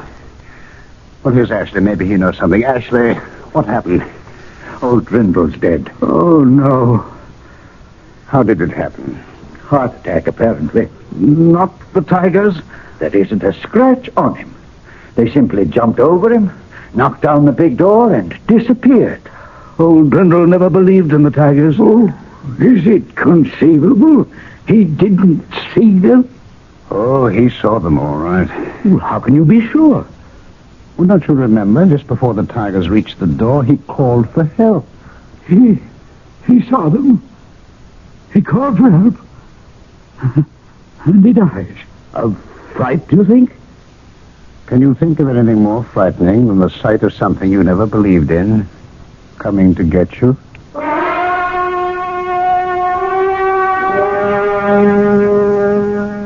Let's step in here for a few minutes, gentlemen. We won't be disturbing you, Katie, if we use part of the lounge, will we? What happened in here, Mr. Winthrop? Who upset all the furniture? A little fracas, Katie, with some unexpected visitors. Let's set our drinks down here. Pull up chairs, everybody. There's a few that weren't overturned. Well, we'll have a new steward tomorrow. They're promoting someone from the dining room. You'll never hold a candle to Drindle, no matter who he is. Drindle was a good man. If you gentlemen are going to be using this room, I can clear out and come back later. Now, you go right ahead with your cleaning, Katie, if you don't mind sweeping around us. That's all right with me. There certainly isn't that. Gentlemen, I asked you to meet with me here because I have a confession to make. I'm sorry I didn't tell you before, but... Well, I didn't. But now I must. After the incident of the White Goddess, gentlemen, Drindle told me that he himself had posted those notices on the bulletin board. Drindle? The one about the devil? And the White Goddess, that one too? I didn't believe him. After all, we saw the devil, most of us, and we all saw the White Goddess. And to believe Drindle would be to admit that he had the power to summon them up. What about the 3 tigers? One with a chicken in his mouth? We saw them too. And in all probability, so did Drindle. And the sight killed him. Is it possible that a man like Drindle had the power to invoke such things? Well, I must now concede that he did. There I must take issue with you, Winthrop. Drindle only put up the notices. The power lay within us, the membership.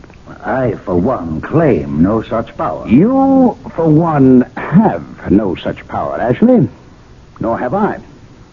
Nor has Winthrop or Higgins or any member of the club separately.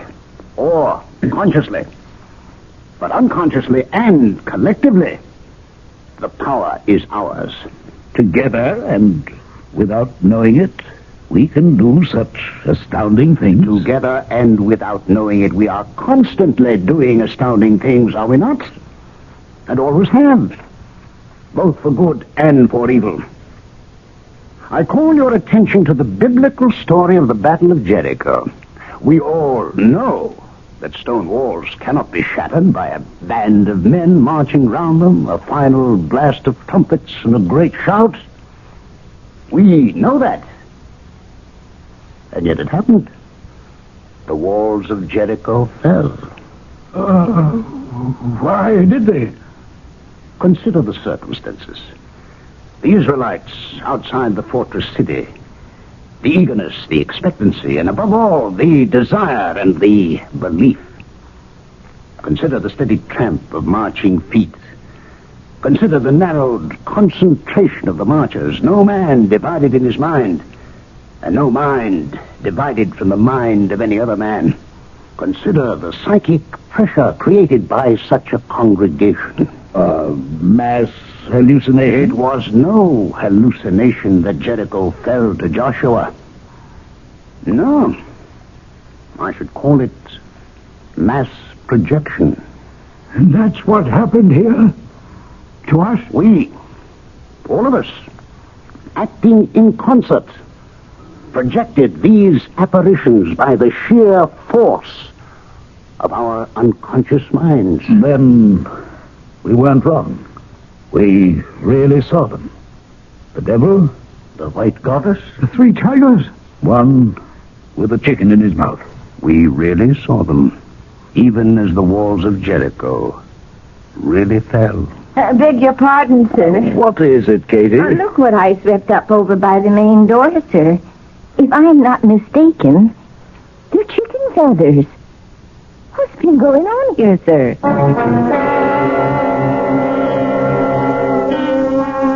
And so ends our tale of magic. A magician performs his tricks.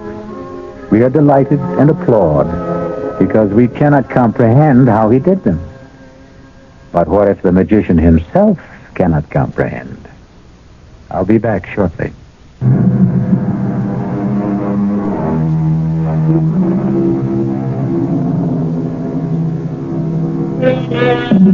Seek to know the truth, for the truth shall make you free. I believe that, but it's a long search and a weary one. And let's be glad that a lot of mystery remains, and there's a little magic here and there along the way. Our cast included Robert Dryden, Mary Jane Higby, Ian Martin, Ralph Bell, Guy Sorrell, and Sidney Walker. The entire production was under the direction of Hyman Brown. Radio Mystery Theater was sponsored in part by the Kellogg Company, makers of Kellogg's Special K cereal. This is E.G. Marshall inviting you to return to our Mystery Theater for another adventure in the macabre. Until next time, pleasant dreams.